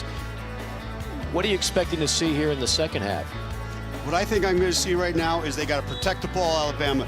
I'm sure Coach is really crazy about the turnovers with the 2 turnovers. We talked long and hard about that with Coach yesterday, and we need to get more turnovers. I'm telling you right now, that's being preached at the locker room right now. And on the flip side with Austin Peay, they got to protect that football, Mike. We talked about Alabama, one of its worst turnover margins for the season coming in. They were -5, and so far they're -1 in this football game. Let's check in with Lauren. All right, I got Coach Walden coming in here. You guys created some opportunities there in the first half, some positive plays. Love seeing that energy that you guys played with. How can you carry some of that momentum and capitalize on those opportunities here in the second half? Yeah, we just talked about it. We got to execute better in the red zone. I mean, like, at the end of the day, like, we didn't come here to keep it close. We came here to win, and that's what we got to go do. We got to go compete, and I'm seeing our guys starting to see that belief. But, God, we had that confidence early, man, you know, but it took, you know, a couple big plays to get that confidence. And now we got to go finish drives, you know. We moved the ball on them, but we got to go finish. They're a great football team, and you're going to have to execute at your best and play at your best to be able to punch in the end zone. But our kids are playing their hearts out. You know, this is going to be a big test right here in this third quarter. We're going to have to go focus on winning the third quarter right here. Yeah, give us a little snippet of what you told the team there in the locker room. Exactly what I just told you, Lauren. We didn't come here to keep it close. We came here to compete and came here to win. That's our standard. That's our culture, and it's about us. It ain't about, this is just a stadium with a little more people than what we're used to. But at the end of the day, it's a 100-yard field, and we plan on playing some football this second half. Governor football. Thanks so much, Coach. Thank you, Lauren. Thank you. He came from Southern Miss, 33-year-old Scotty Walden, still fired up. So are we for the second half. It's coming at you when we return from Tuscaloosa.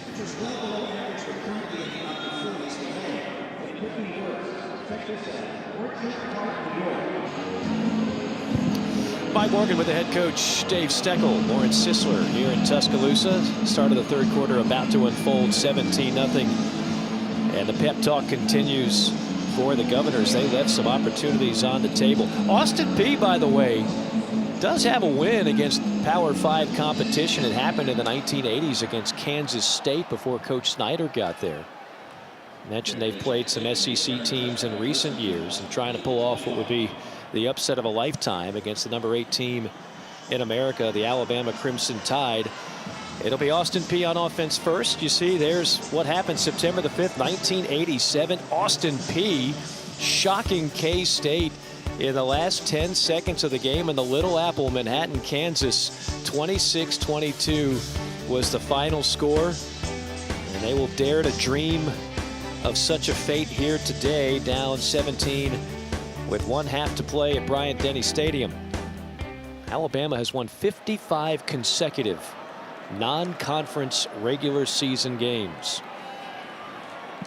First down scamper by C.J. Evans, a junior out of Mobile. Jaheim Otis on the stop. C.J. made a really good jump cut there, Mike, because the nose guard just blew the center up in the backfield to make him avert his path.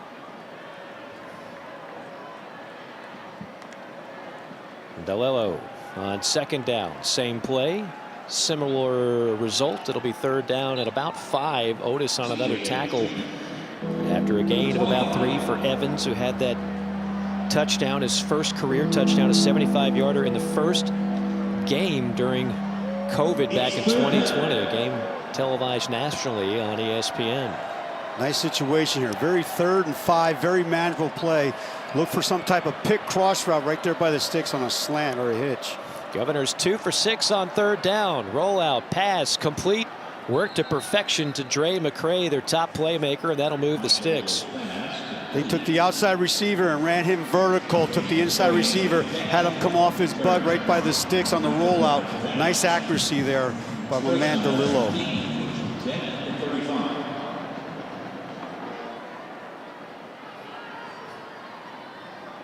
DeLillo out of the shotgun on 1st down from a 35. Straight ahead handoff and brought down for a loss is C.J. Evans. A tackle for loss for Alabama. Dallas Turner came knifing in from his linebacking spot. A loss of 2. It looks like they're trying to be a little manageable. They're coming out running the ball, which they didn't do on their opening drive. They kept coming out and throw. Now they're doing running, trying to manage a little clock. They must have looked at the time possession. Now keep it on the ground, getting to the edge now, turning it upfield at the 40 and down to the 41 is Evans. Toe on the tackle after a gain of 7. Mike, what they did on that play there is they went into the boundary and they ran Goku over there where they run this bubble and the bubble and go, and they took the linebacker out of the box and popped a run on him. Again, 3rd and 4th and manageable here for them. Seems like they've been in this situation all game. 3rd down, intermediate. Bama dials up an extra pressure man. Throw into double coverage and incomplete. Stewart was bracketed on the play. Brian Branch is the guy that tipped it away. He's had an All-American type season, the safety out of Fayetteville, Georgia. Coming down the field, they're double coveraged here. Looks back over top of it. Both jobs, really nice job there by Branch, tipping the ball, getting it over top with Arnold over top and Branch underneath. Branch helped preserve that win over Ole Miss last week with a pass breakup late in the 4th quarter. They love their safeties. At times, the corners have been tested this year with some big plays. They stayed in punt safe here. They ran the punt team out here late. No pressure on the kick there. Kool-Aid angling back. And a fair catch at the 16-yard line.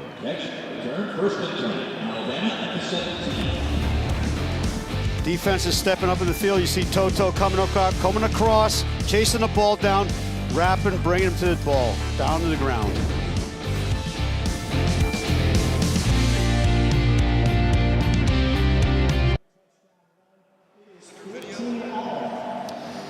(17-0) our score. That number that you see at the bottom left hand of your screen is very telling. 700+ yard receiver every year for Nick Saban in this offense since 2011, coach. And you know, here we stand and it's the 11th game of the season and nobody is at that mark. The closest guy would be Ja'Cory Brooks, who by the way only has 1 catch so far in this game. But really their top receiver has been the running back Jahmyr Gibbs, and Ja'Cory Brooks is now, looks like he's out for the game. Pads are off, sweatshirt is on, so we're not going to see any more of number 7 in crimson. But they just haven't had those game-breaking wide receivers this year.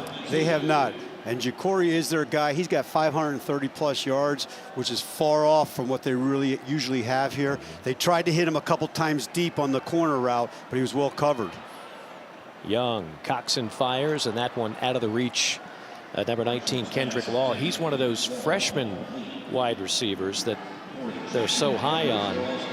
But again, they're still freshmen, and they're still learning.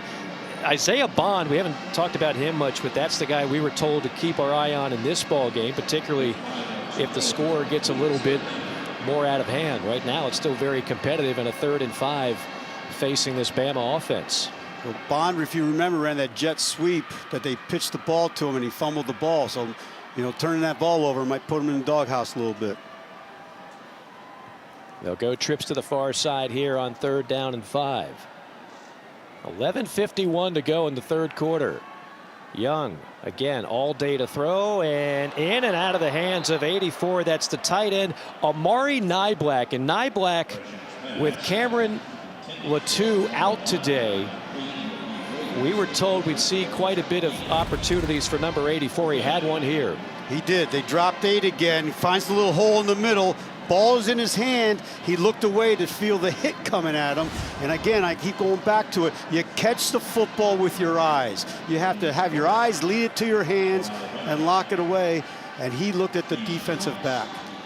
That was the first punt for Alabama. If you bought stock in Australian punters invading college football, you can cash in. He's another Aussie.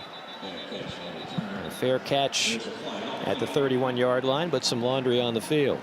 Usually has a spot for holding as those gunners run down the field to cover the punt. Let's see what he has to say for us.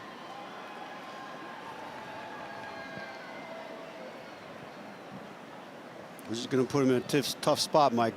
Another 15 yards back from there. Kyle Olson's our referee. Daring to kick, holding, receiving team, number 12. 10-yard penalty from the end of the kick. First down. That's on Jaheim Ward. The Governors will take over 1st and 10 when we come back in Tuscaloosa.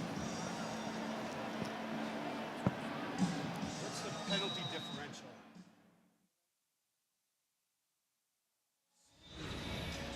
Well, it's been an embarrassment of riches for first-round wide receiving talent here lately in Tuscaloosa. Amari Cooper, Calvin Ridley, Jerry Jeudy. I mean, these are all first-round draft picks that have had tremendous NFL careers.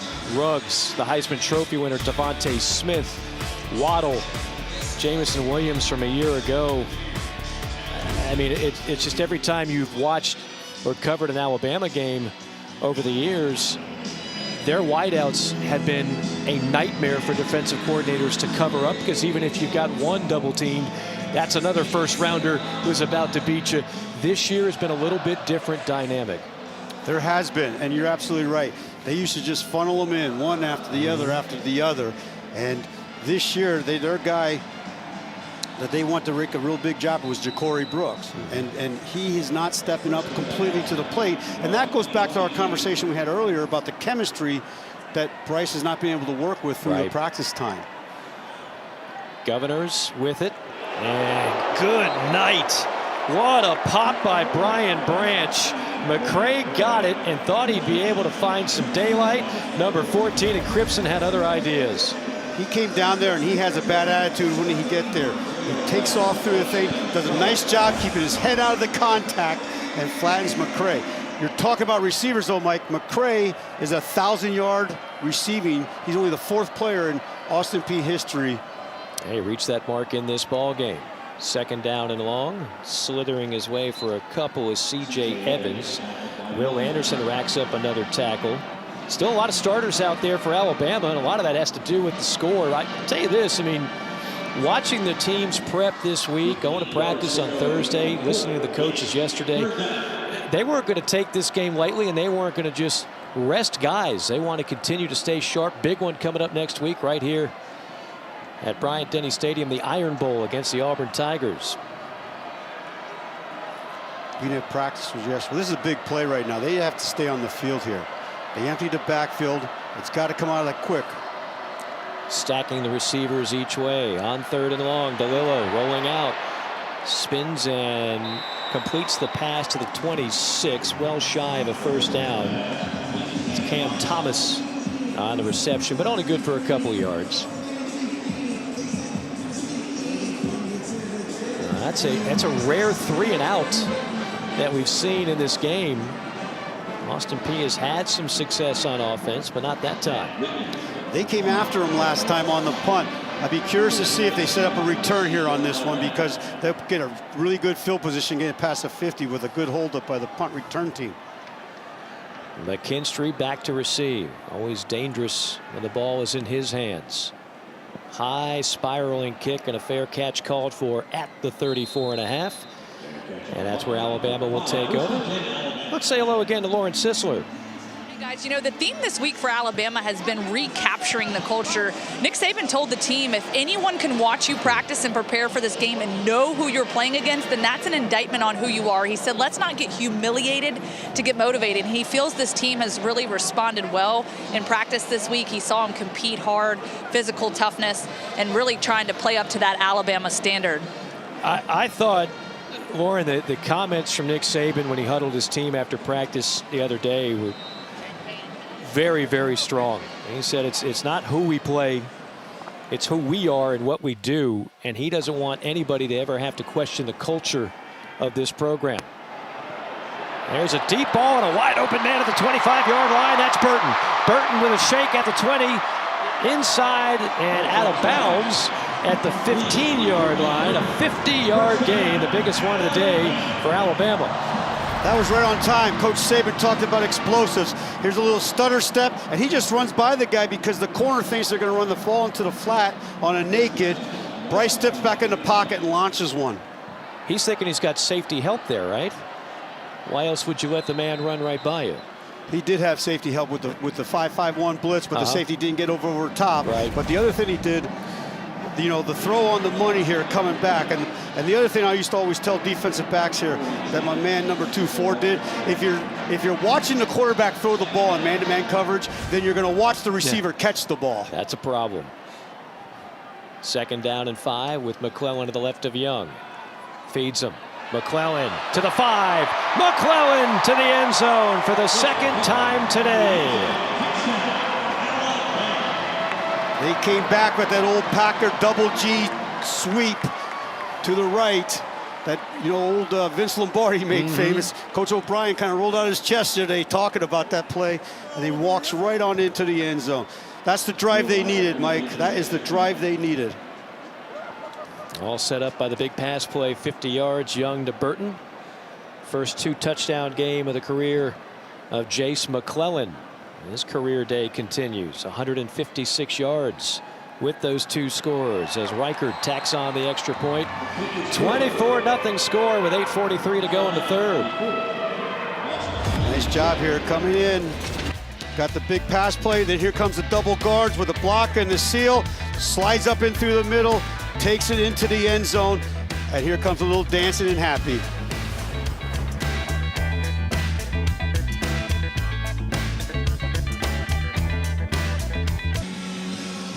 Alabama strikes first in the 2nd half. Best looking drive of the day for the Crimson Tide. Didn't take long. 3 plays, 65 yards, 58 seconds off the clock. The 50-yard pass play to Burton. And then the 2nd touchdown of the game for Jace McClellan, the tailback. 24-0 lead now for Alabama, trying to improve to 9-2 on the season. Stewart on the return, trying to take it wide. Penalty flag on the play. This will likely come back. I believe it's another holding call, Mike. Stewart showed a nice burst up the middle there, that speed he has. There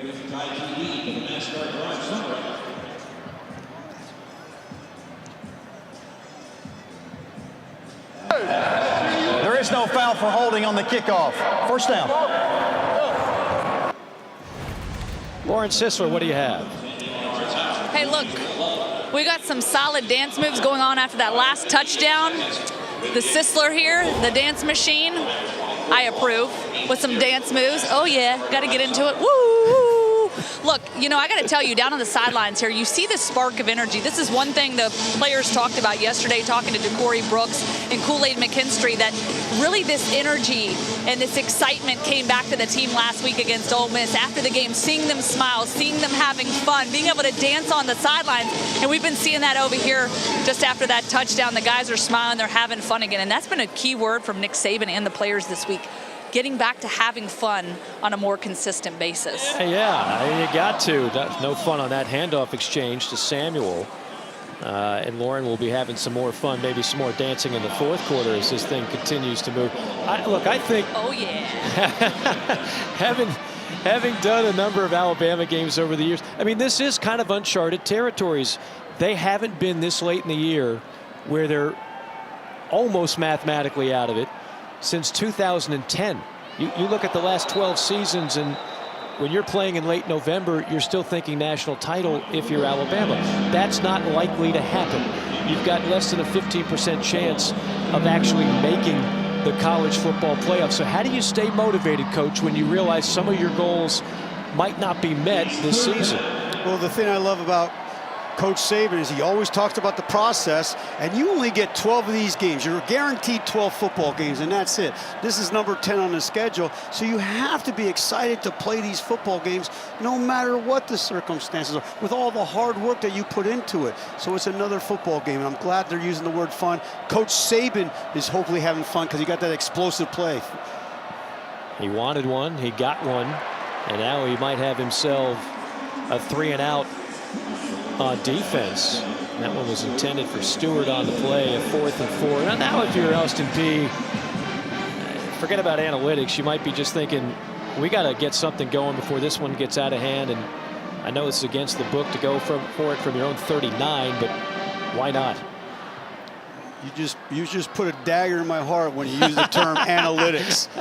Who in the world has invented analytics, man? What happened to the gut of calling and being sound and conservative?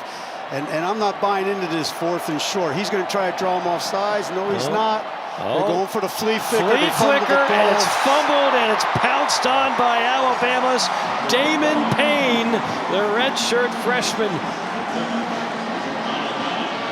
And just like that, they get another turnover.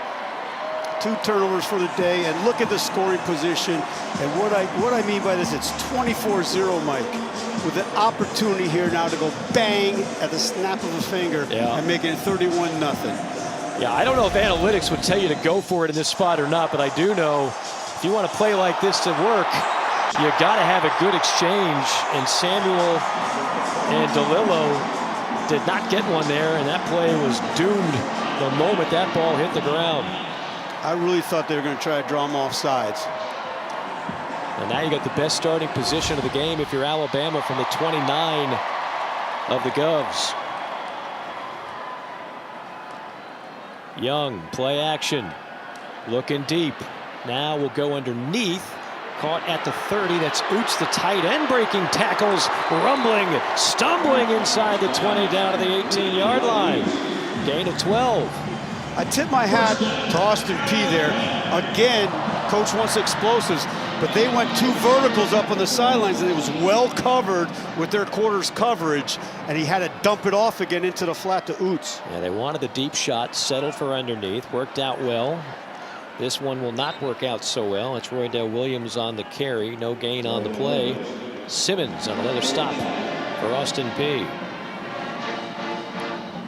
One thing I've noticed in the last couple run plays is Steen left the football game, if you remember, coming out there, okay? And my man Kite, that weak side over there on that left side, there's some leakage coming in over there. Something to keep an eye on with his performance. Something they'll keep an eye on looking ahead of the Iron Bowl.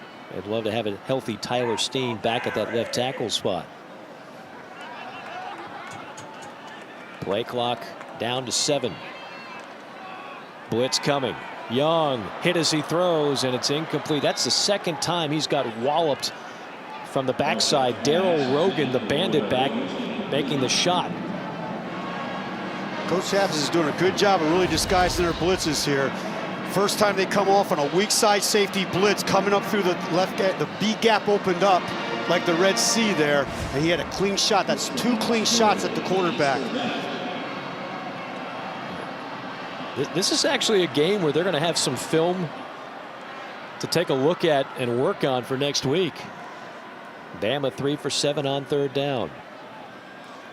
Well, the thing that's also happening is helping Auburn realize the blitz schemes that are getting to their protection. Right. Clean pocket for Bryce Young. Now flushed out to the left. Nobody open, reversing field. This is when he's at his best. Does he have another Houdini in him? From the 20. Touchdown! Did it again! Bryce Young buying time, making magic. Kobe Prentice with the score, but a penalty flag back near the line of scrimmage. An eligible player downfield, offense number 65. 5-yard penalty from the previous spot, 3rd down. He had nearly 9 seconds of time in the pocket, Bryce Young did. And like he normally does, so good at improvising, but the penalty will take the score off the board. There's his Houdini act here. Nice coverage. They drop 8 in the pocket. Scrambles to his left. Now what they got to do on the back end, coach talked about get sticky with it. They got to match the coverage, which they did not do. Sits back, fires a bullet in for the touchdown. Hard on those offensive linemen when he's scrambling, not getting downfield. Which is ironic because Nick was talking with us, went on a whole diatribe about he thinks that's not called enough in college football. A lot of defensive coordinators would agree with him. It just happened to him. 3rd down and 15. I think they call that one of those self-fulfilling prophecies. Yes, huh? yes. Play clock down to 1. Just got it off in time. Another blitz. Young rifles one complete at the 12. That's Holden on the reception, brought down immediately by Sedarius Doss after a gain of 8. I'm in awe right now. I'm so excited watching this young man play quarterback because his accuracy, his arm strength, the way that ball spins out of his hands, I understand now watching him live how Coach O'Brien just loves this kid as a football player. Now, as a Heisman voter, I can tell you, someone who voted for him last year like most did, he hasn't done anything to lose his stature as one of the best in the game. They just haven't put up the same type of numbers. As the field goal is Reichard splitting the uprights again, and a 27-0 lead. Well, while we're talking about postseason awards and postseason opportunities, how about the college football playoff? The top 6 released every Tuesday. This is as of November the 15th. Nothing here surprised me, Coach. I know you and I differ a bit on who 5 and 6 are, and maybe the order of 2 and 3, but TCU's in a little bit of a battle right now with Baylor. Well, when I checked it at half, they were up 14-14 at the time. Right now they're up 20-14, I believe. And Michigan, when I last looked at it, it was a 7-3 football game against Illinois, and they're 10-10. Now here's what I'm saying. I'm sure people are going to throw darts at me. I had Michigan, Ohio State over that. And I'm taking this from a coach's perspective. I know. Because coaches get crazy. Michigan, first of all, hasn't lost. They beat Ohio State last year. Michigan has a better win against Penn State right now. That's why I have them there. And the first 2 out are teams that are conference champions at this second. I am going to respectfully disagree with some of your theories there momentarily. The return by Thomas from the 9 across the 20 and stacked up at the 21-yard line. Now you're talking about last year, and I understand Michigan had a terrific season last year, but they're not the same team, and Ohio State's not the same team. I just think Ohio State, the schedule is better. They have been more consistent. We both agree on TCU. And then, look, I don't disagree with you on the first 2 out. I think we're all kind of throwing darts at the board. I think Tennessee, with their quality wins against Bama and LSU convincingly, that's why I've got them 5. Southern Cal beat UCLA tonight, win the Pac-12 championship game, and we're going to have ourselves a good old-fashioned battle of one-loss teams who wins the beauty pageant. Now, but here's my rebuttal to you. Tennessee, who's having a phenomenal season, did not win their division. I know. Not only are they not going to win their division, they can't win the SEC. How can they be number 5? The same way Alabama didn't win their division a few years ago, squeaked into the playoff. Everybody complained. Alabama won the national championship. Everybody complained. The people who complained were the coaches. Because you got to go into the locker room, Mike. You got me fired up now, baby. You got to go into the locker room and tell your kids, hey, go win a championship, but it doesn't mean anything. It means everything to every other kid. And you don't win your... Now, keep in mind, I understand maybe, okay, you play for the SEC championship, you lost by a point or 2. Right. Tennessee is not going to win the division. Keep this in mind. My final rebuttal. You're going to see them get rid of divisions in the SEC pretty soon. That's an almost certainty, which will make it a moot point. Who wins the division, who doesn't win the division, will be the top 2 teams in the SEC championship game. I think a lot of people look forward to that. And number 2, a lot of what we're talking about will be solved when the 12-team playoff is here, and that can't come soon enough for some of us. Point well made. I did have a flashback, though, when you said, here's my rebuttal. I thought about Saturday Night Live, point counterpoint here. Hopefully, we didn't provide as many laughs, but some actual food for thought on both sides. And I think a lot of coaches think the way you think. With them, it's more nuts and bolts. Everything is nuanced. I think it'll make for a robust and healthy debate here in the coming weeks. I know. That's why the people in the committee, I hope they could have some empathy about the kids playing the game and say, hey, you go play for a championship, now you got a chance of playing for it. I know Nick Saban has a perspective on this. I know Lauren knows it very well. Take it away, Lauren. Yeah, we were actually talking during his radio show. There was a caller that called in asking what he thought about expanding the playoff to 12 teams. He said he didn't used to be for it, but now, since we're trending in that direction, if you aren't in the playoffs, half your team doesn't want to play in a bowl game. So the importance of those bowl games really got diminished. So now he's been an advocate of having that bigger playoff because that's really where the fan interest is. Boy, that's an excellent point. I know if I really want to make coaches' blood boil, I'll talk about players opting out of bowl games, which is a disturbing trend. A 3rd and long screen set up, but swallowed up from behind. Jackson got tracked down by Jamarian Latham. Yeah, I mean, when you go to 12, I mean, who would want to play this Alabama team in a playoff? Like, if we had a 12-team playoff and Alabama gets in, do you think anybody wants to play Bryce Young and a team that lost 2 games against quality opponents by a combined 4 points? That's what we're looking at. Completely understand. I truly completely understand. And all those people out there saying, oh, Alabama's having a down year. They are 2 snaps away from being undefeated, people. You know, the knuckleball field goal that goes through, yes. And then a really gutsy call by Coach Kelly on the 2-point conversion into the corner there. It will be returned from the 21 and out to the 34. Exciting return by Kool-Aid McKinstry. Just to pick it up on our conversation where everything stands right now, take a look at the score going on right now with Michigan and Illinois. That is in the 3rd quarter, and they're tied at 10, and TCU is on the ropes in Waco. It's hard to win, man.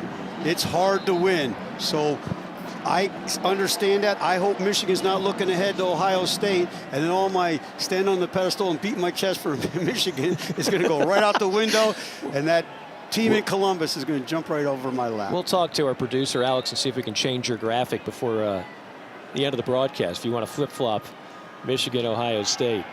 On 1st down, trying to get to the edge now, turning it upfield. It's Roydale Williams. We've seen McClellan and Williams. We have not seen Trey Sanders, Jonathan Bennett. You mentioned the freshmen are really high on Jamarian Miller. They love their freshman class. This freshman class in time, they believe will be another outstanding crop, plus what they have coming in for next season. And Mike, I agree with that. Watching practice, which I was so humbled and honored to be able to go Thursday's practice and watch how they operate and do things. But more importantly, there was a whole bunch of freshmen that jumped out at me. Young with time on 2nd down, completes it in plus territory. That's holding down to the 45-yard line. 17 yards and a 1st down. This young man Holt, he's only caught about 29 passes coming into this football game. Here you see he sticks a foot in the ground, comes back to the quarterback, catches the football, locks it away, and gets a little yak yards after the play. Flared out to the near side across the 40 to the 36. That is Isaiah Bond, one of 4 true freshman receivers. He's the one Coach Bill O'Brien told us, keep an eye on number 17. He is going to be a great one. Out of Buford, Georgia. 2nd down and 2 now. Straight ahead run, a little wiggle for Roydale Williams. That'll likely be the final play of quarter number 3. Dominated by Alabama, 10-0 en route to a 27-0 lead. Headed into the final 15 minutes from Tuscaloosa. Bryce Young says, okay, let's talk about it. Back to the sideline. That is the end of the 3rd quarter. 27-0 our score from Tuscaloosa. It's okay to have some fun. Do a little dance. Enjoy yourself. Alabama's rolling.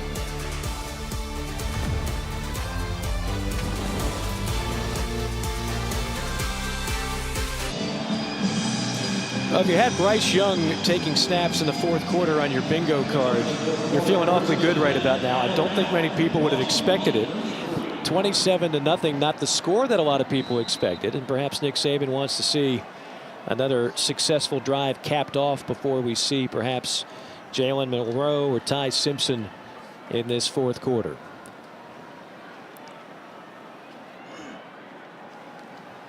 On first down from the pocket. Little flare out to the near side from the 35. Down the sideline, out of bounds near the 20. It's more of Roydell Williams, a gain of 14. Nice job there by Bryce again. Well covered on the back end in the coverage. Pockets very clean. Throws it to the check down. A lot of running room there for my man Williams. Young, handoff. Sticking the foot in the ground, reversing field, Roydell Williams. Shifty. And a solid gain to set up a second down and short. I'm a little surprised, too, that Bryce is still in the football game. However, this is an opportunity for what our conversation in the first half of him working on his chemistry with the receivers. And if Bryce has anything to do with it, he doesn't want to come out. He's the ultimate competitor. Point well made. On 2nd and 4. Again, straight ahead handoff Williams. It'll be 3rd down and short. Bama 5 for 5 today in the red zone. Although a couple of them have stalled and settled for field goals. Kind of smiled at myself there, Mike. I'm talking about working on the chemistry of the receivers. Get a couple extra reps here, and they just handed the ball off 3 straight times. Yeah, the 3 handoffs. And Ja'Cory Brooks we haven't seen in a while. I don't think he's returning. Young 17 for 23, 211 yards, 1 touchdown, no picks. On a 3rd down and 2. Pass caught in the flat. Burton will walk into the end zone. Touchdown, Alabama. Jermaine Burton, who's had a big day, his 2nd touchdown reception. This play here, Mike, was another one of those that Coach Saban was talking to us about, how you can throw the ball and block downfield if he's 1 yard behind the line of scrimmage, and you know, Stack, they're 1 or 2 yards down the field. Well, they went in unbalanced there. They motioned him across the line of scrimmage, threw it to him behind the line of scrimmage, and that receiver's blocking downfield on the corner in the end zone, and he just walks on in. Reichert hammers home another extra point. Last 3 drives for Alabama. Touchdown, field goal, and this touchdown here. They take him in motion to the unbalanced side here. Little play fake, throw it behind the line of scrimmage. He locks it away. As you see in the corner of the end zone, they're blocking, and it's right there, Katie, by the door.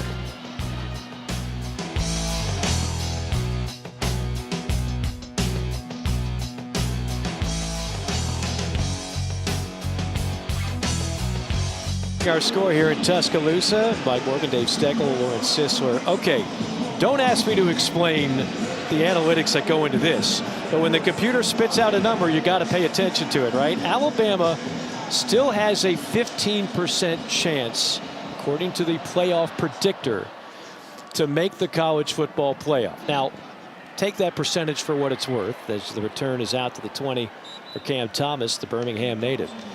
But we have chaos, and if you're Alabama, you need absolute chaos to have a chance to get in. But right now, Michigan is losing, TCU is losing. I mean, you'd want Southern Cal to lose to UCLA. I'm just throwing it out there. Crazier things have happened. Odds are against it. But this is the kind of chaotic Saturday right now that you want if you're an Alabama fan. I understand exactly where you're coming from. Two weeks left of the season. The 1-loss teams who are fighting for conference championships got to continue to win. But that is going to make chaos with TCU or Michigan going down. Oh, yeah. Nice catch and run there by McCray for a first down. He has got over 1,000 yards receiving this year. Most talented weapon, number 10 in white. Coach Sampson, Lanier Sampson, man, he raved about this kid. I'm witnessing why.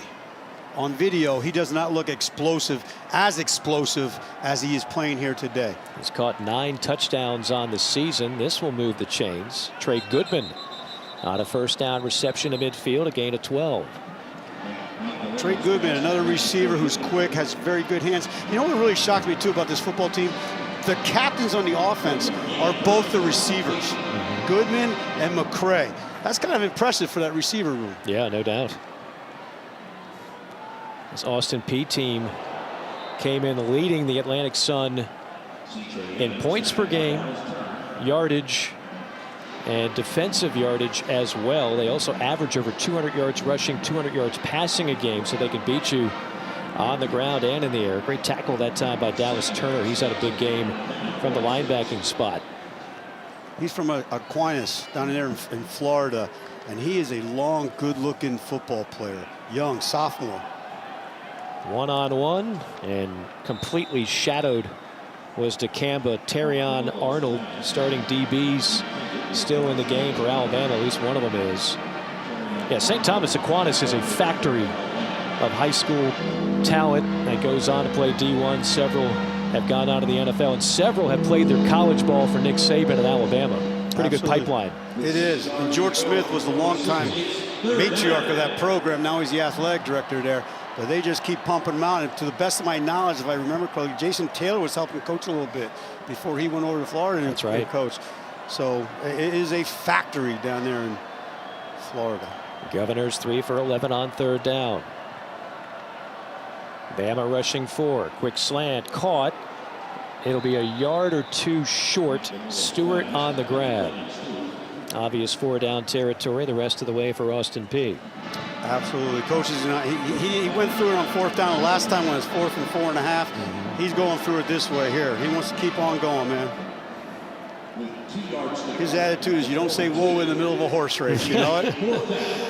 And again, the anxiety after this game is done will really build up for tomorrow when they will, as a unit, watch the selection show for the FCS playoffs. See if they're one of the teams that gets in. 4th down and short, movement, pre-snap penalty. You see the coaches, the defensive coaches there, man. I always chuckle because I used to be the same way. Coach Golding, Coach Saban, they're losing it because of the discipline. Offside, defense, number 44, entered the neutral zone and made contact with an offensive player. 5-yard penalty, results in a first down. That will not make Pete Golding very happy. And again, Alabama leading the league in penalties. That's just so uncharacteristic of a Nick Saban team. They went on the double clap there. That young man did not watch the football and went off on the clap. You know one thing I love about Coach Saban? I think he's that old school guy that made that Coca-Cola commercial where he goes into halftime and he's losing his mind. And you remember the commercial and the player looks at the other and goes, Coach, aren't we up 34-0? But he keeps coaching. He keeps coaching. That's right. Never be content, never be satisfied. And he'll be satisfied with this play. A beautiful twisting interception in the air by Brian Branch. The second one for Branch. Nice job. Belly rolling into the coverage. He high points the football, brings it in. They get another takeaway. And I'm going on record telling you, we brought the mojo for him. He sticks the ball up high. He comes in, see him belly roll back into the player, high points the football, locks it away. Takeaway.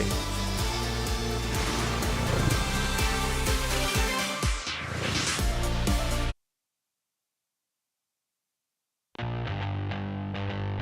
40-yard attempt. This for the win against Alabama. It is up and it somehow got through. Chase McGrath wins the game for Tennessee. Here we go. Sprint out. Throw to the right. Caught. Mason Taylor. Tigers win. Tigers win. Alabama goes down. Well, that is a team that was favored to win the national title at the beginning of the year. Now find themselves outside looking in on the playoff. Well, you're 5 points away from 10-0. You just saw it. 52-49 against Tennessee. 32-31 overtime loss to LSU. If you're Alabama, the only team to appear in 7 out of the 8 playoffs, 6-1 in the semis, and of course 3 national titles. It was thought that this might be the 4th. It's going to take a lot. It's going to take a chaotic couple of weeks. So far, it's been a chaotic Saturday when you look at some of the scores around. Jalen Monroe now in at quarterback, the redshirt freshman of Katy, Texas. Of course, he was the starter when they got banged up. And Bryce Young got hurt against Arkansas and missed the A&M game. It was Jalen Monroe who got the start. Great runner. I'm talking to the coaching staff. They want him to operate more efficiently, get into his reads more precisely. Typical stuff, Coach, that you want to see a young quarterback improve. Absolutely. I was actually a little shocked when I went to practice when I saw this young man. He's a physical specimen. I thought he was like a wide receiver, a linebacker, or a safety. It's something else. The other thing we have Trey Sanders in the football game right now too, at running back. And Sanders. Actually a great story as the pass is complete. Boy, Burton, that's 7 grabs, over 120 yards and 2 touchdowns for Burton. So he has come alive. The Alabama secondary, which only had 3 picks all year, you got the one from Branch, the one from Kool-Aid. So 2 interceptions nearly matches the total all year. They have come alive, and this team has come alive in the second half. They have, and they also got the fumble recovery. That's right. So I'm taking credit that you and I brought the mojo for Coach Saban to get those takeaways rolling. There you go. Hand off to the left side. That is the talented freshman Jamarion Miller. Lauren Sisler, what do you have? Yeah, there's Bryce Young there, all smiles right now. And, you know, Alabama up 34-0 going to the fourth quarter. Nick Saban walked over to him. They had a friendly exchange. You see Nick Saban light up a little bit there with a smile on his face. The job is done for his starting quarterback, so let's move on from that. You know, I asked Coach Saban on his radio show about Bryce Young's development a year after winning the Heisman. He said the leadership from him has been tremendous. Great run that time by Milroe. Go ahead, Lauren. And for a guy that wasn't always the vocal one in the room, Saban said it didn't come natural for him, but he's really stepped up and taken that responsibility, pushing guys around him to be better and to play more consistently. And you know where we really saw that show up was last week when they got behind against Ole Miss. Bryce had that entire offense huddled up on the sideline, pushing him to play better, to play at the level they're capable of. That's a great point. In fact, his teammates told us he was the most vocal guy. It's the most vocal they've ever seen Bryce Young. They did not want to lose that game last week in Oxford. The difference in the overall vibe of this team, if you lose that game, it's your 3rd loss of the year, you lose to Lane Kiffin of all people, that just would not have sat well. They come from behind, down 10, they win the game, still a lot to play for. And again, Bryce Young's leadership was as good as his play.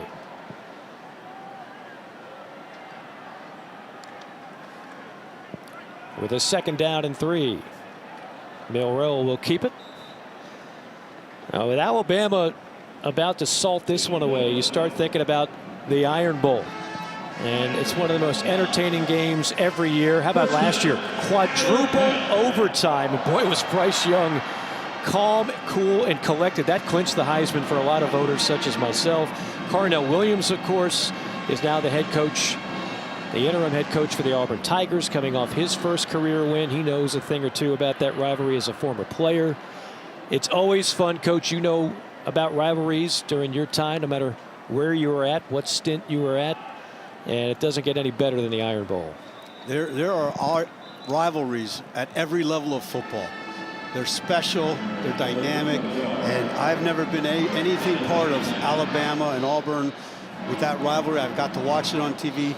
But Coach Williams, okay, if he can coach them up like he can play back in the day, they're going to have their hands full. We know one thing, he's given them plenty of juice. He's got everybody excited right now when Auburn could have mailed it in. Oh, Milroe going to the air to the end zone. Incomplete, broken up at the last second by Simmons, intended for Kendrick Law. Kendrick Law is another one of those young guys that Coach O'Brien talked about. Coming up, he's got to take that ball and get it back into his body quickly before they get the strip that came out from Simeon's there on that play. Been impressed by Shamari Simmons today. He's made a number of plays in the secondary. That young man, he can run, he can hit, he tackles well. He does a nice job in his man-to-man skills. He might have a future going down the road here. 10th play of the drive. It'll be a 3rd down and long. Here comes the blitz. Milroe still has time. Flushed out. Now directing traffic. Goes deep and picked off. That's the kind of play that Jalen Milroe is going to have to work on if he's going to be the starter next year. Interception by Doss. Third turnover on Bama. Comes down, he's scrambling out of the pocket. Here's a situation where you want to tuck the ball, run the ball, and make a profit.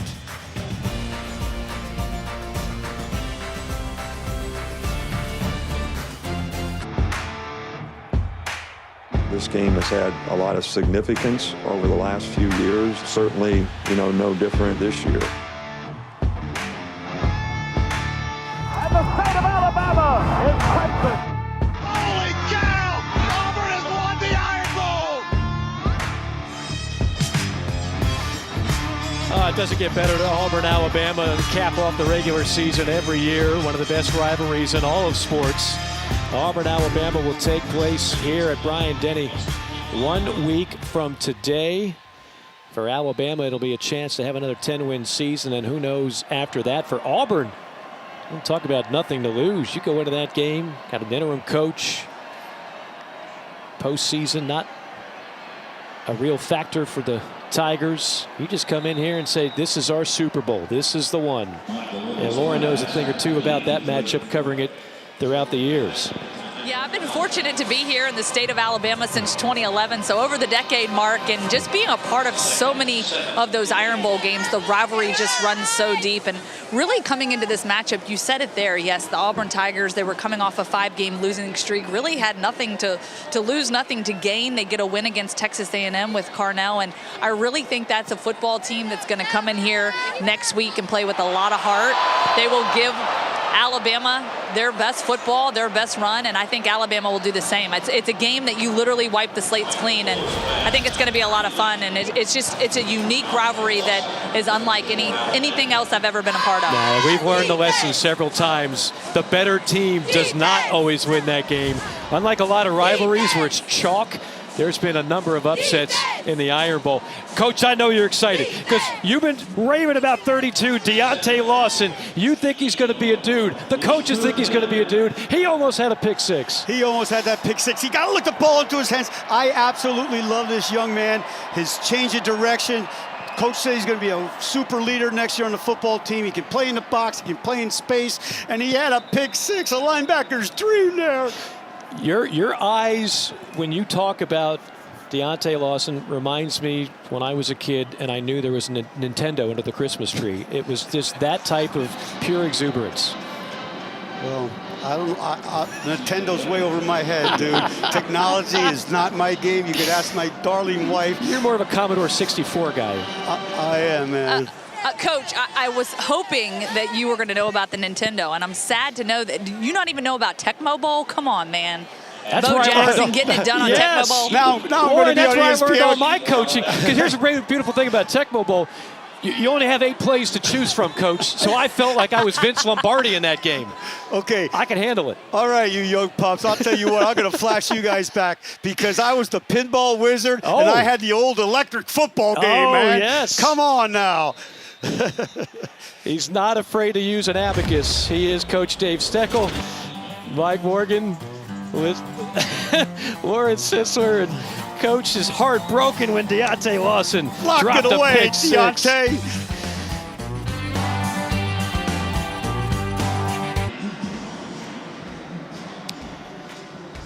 Well, the college football playoff rankings going as follows, and everybody is keeping an eye out on Michigan, Illinois, and what's going down in Waco. What's going down in Waco is TCU had a chance to tie it moments ago with a 2-point conversion. They failed on the conversion. So right now they are in jeopardy of losing. 2 minutes remaining in that game. Michigan in danger of losing to Illinois. Coach Brett Bielema, former Arkansas Razorback head coach, former Wisconsin head coach, doing a terrific job this year in Champaign. There's 8 minutes left to go in that game. Michigan's got the ball, but their All-American running back Blake Corum is banged up and, from what we're told, not returning. As Alabama goes to the ground game with Miller. Not the name drop. Coach Bielema and I, we're good friends. We go way back, being defensive guys. You know, that was just roots coming up and stuff. And he has really done a remarkable job everywhere he's been. Yeah. Everywhere he's been, he's done a remarkable job. I thought he'd be a great fit at Arkansas. They had success early on. They could never find a defense in Fayetteville, but I just think the guy can still flat out coach, and it's a great pickup for a program that had really been on hard times in Champaign. That'll be a first down for Miller. Yeah, they hired Ryan Walters, who might be a name being mentioned in the Colorado job because he's a Colorado alum. Ryan's his defensive coordinator, right. And he's gone over there, and in 2 years, it's really made an impact. What is it like for you coaches this time of year? Because a lot of you are worried about your future. If it's a bad year and you're on the hot seat, whether you're an assistant or a head coach, you're worried about that. If you're really having a ton of success, you might be, let's just say, feeling out other opportunities. So here we are. It's late November. What's it like being either an assistant or a head coach? Well, I'm probably the exception to the rule. My theory was that, honestly, the good Lord's going to take care of what you have. Timeout on the field for a player injury. And it was my responsibility as a coach. A man down. That is Sedarius Doss, who's actually made a number of key plays in the secondary for Austin Peay today. And good sign there as he is turning over on his back and is going to be able to get up and walk off. Good sign there for Sedarius Doss. We'll take another look. Doss has 4 tackles for loss, by the way, in this game.